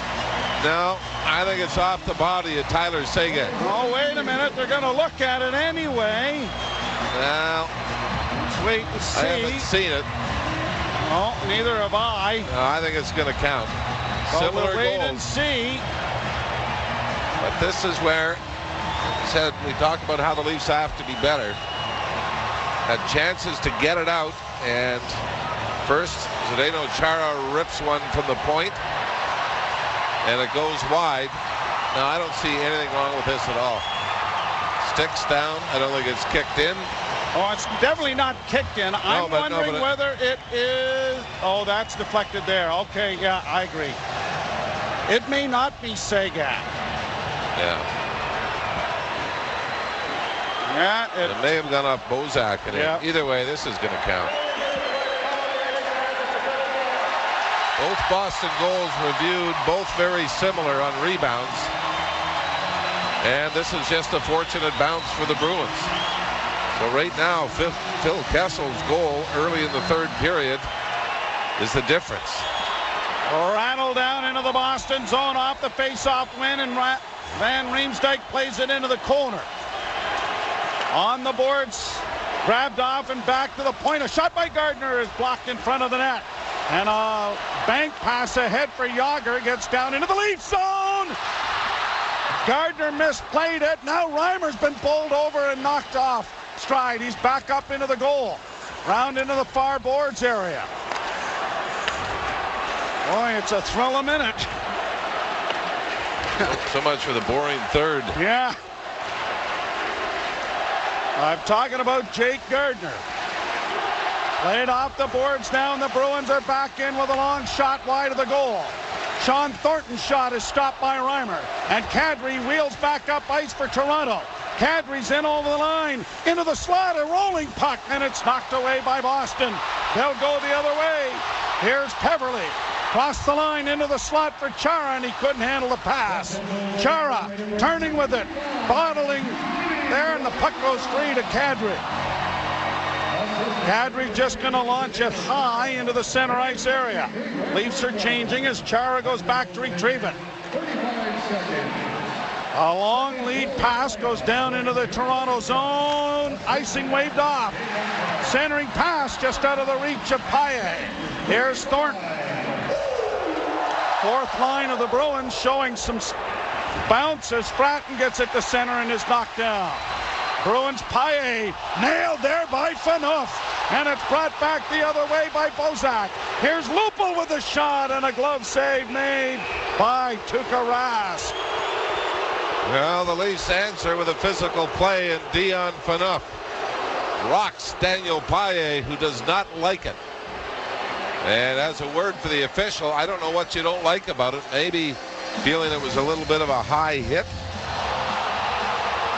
By the way, Johnny Boychuk is getting credit for the goal, so they're saying that it did in fact deflect in off of Tyler Bozak and in front of James Reimer. Face off though to the right of Tuukka Rask. 3-2 Leafs holding on. 7:37 to go in the third. Mikhail Grabowski faces off with David Krejci. And the draw won by the Leafs. Carl Gunnarsson to the middle of the ice, fakes the shot, rolls it in front of the goal. On the wing to Van Riemsdyk. He tried to center and it was blocked. Two good chances to shoot the puck, and the Leafs chose on both occasions not to. Here's Horton. Playing it back up on the left wing. It goes to Lucic. Stood up by Phaneuf. Played around back of the Toronto goal, and Horton's onto the puck. Horton leaves it for Lucic. Lucic trying to center. It's deflected, and it'll be off a stick and down the ice. Both teams are changing here. Puck deep into the Boston zone. Under 7 minutes to play. Seidenberg gets it to center and launches it deep into the Toronto zone. Lucic in there against Cody France, and the puck goes free. Back to the point to Chara. Long shot blocked in front of the net. Mark Fraser bowls over his man. Lucic takes a run at his man. Trump played around on the near side for Kadri. Kadri, long lead pass, didn't work. Played in over the line now by Kessel. Kessel taken to the boards by Chara, but it's Chara who went down. Sagan with a shot, knocked down in front of the goal. Kadri to the rebound. Plays it back up on the wing, and Kessel gets it down the ice. Button your chin straps. Played off the boards to the line. Blocked there by Redden. Sent back behind the net. Marchand tied up. Bozak fighting for the puck. Phaneuf works it free. Plays it ahead at center. Lupul to the line and in. Phaneuf in there deep as well. Bozak filling in for him, and it's Jágr bringing it back. Jágr on the wing, broken up by the play of Matt Fratton, who clears it out at center.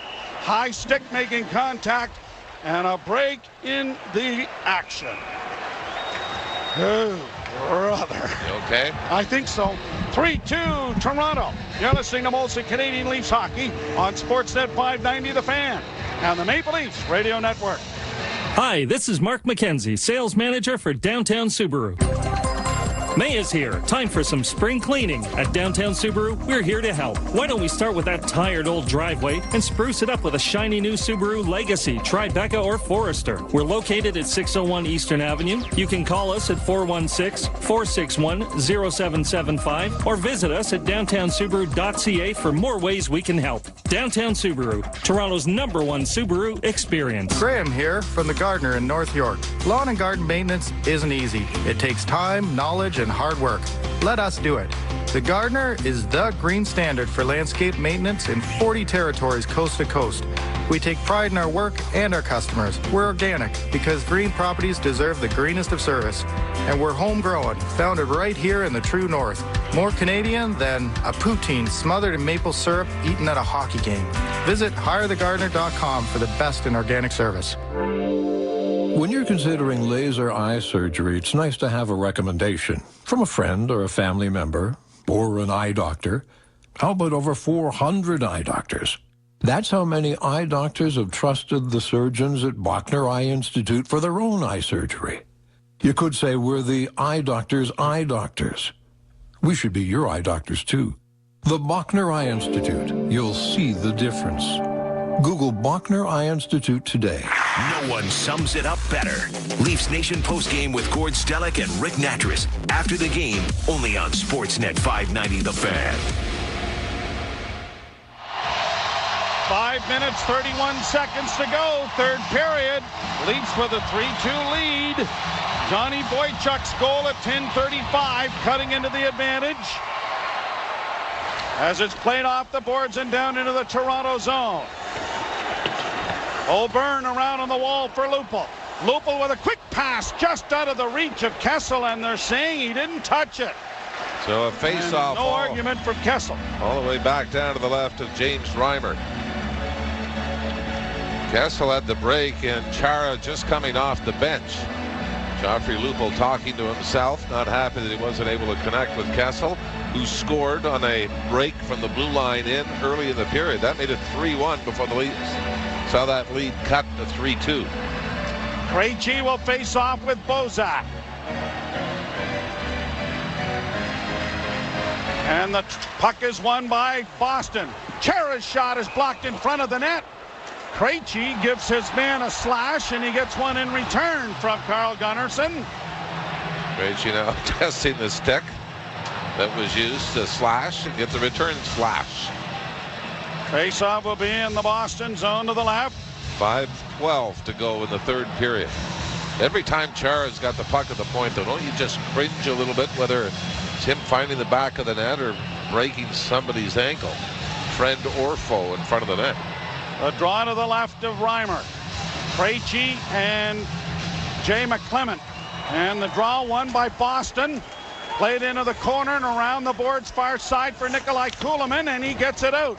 Grabowski curls, now trying to break in against Lucic, who knocked it off his stride. Then Grabowski took Lucic heavily into the boards. Puck is batted down into the Boston end as the Leafs have to evacuate. Boychuk drops it off. Krejci sifting his way through center, hits the Leaf line, sends it off to Lucic on the near side, back to the point. The shot went wide. It comes in front.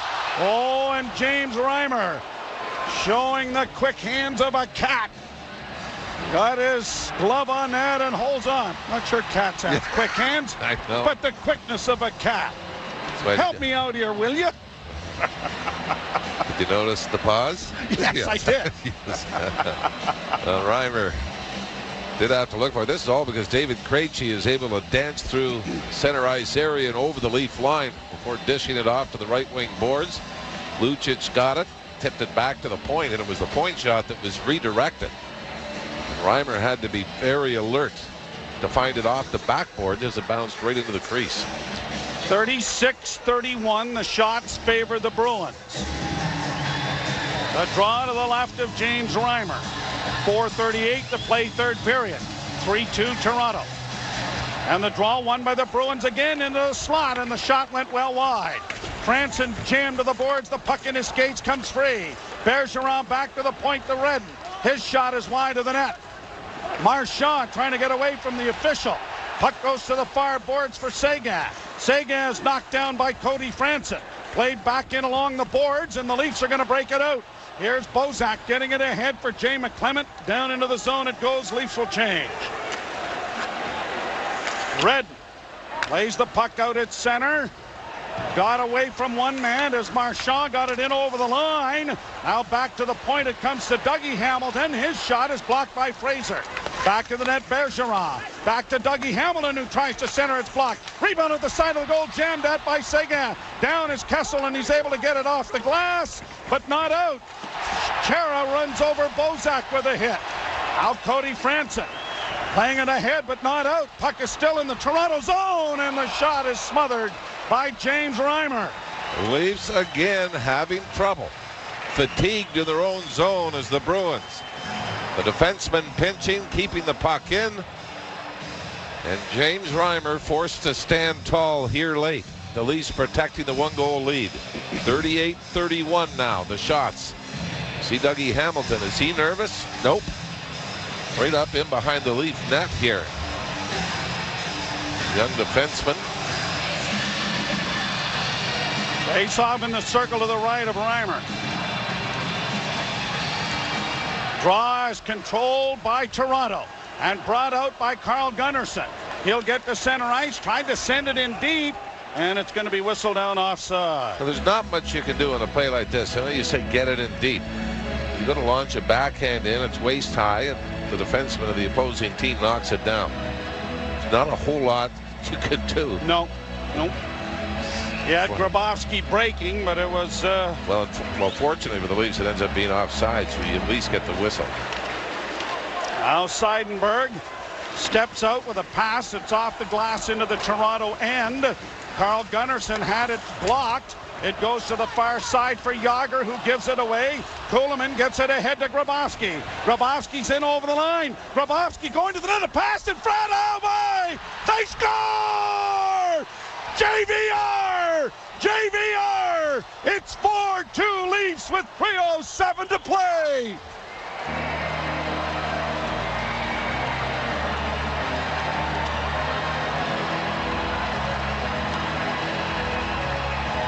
James Van Riemsdyk on a play that looked like the best opportunity was lost.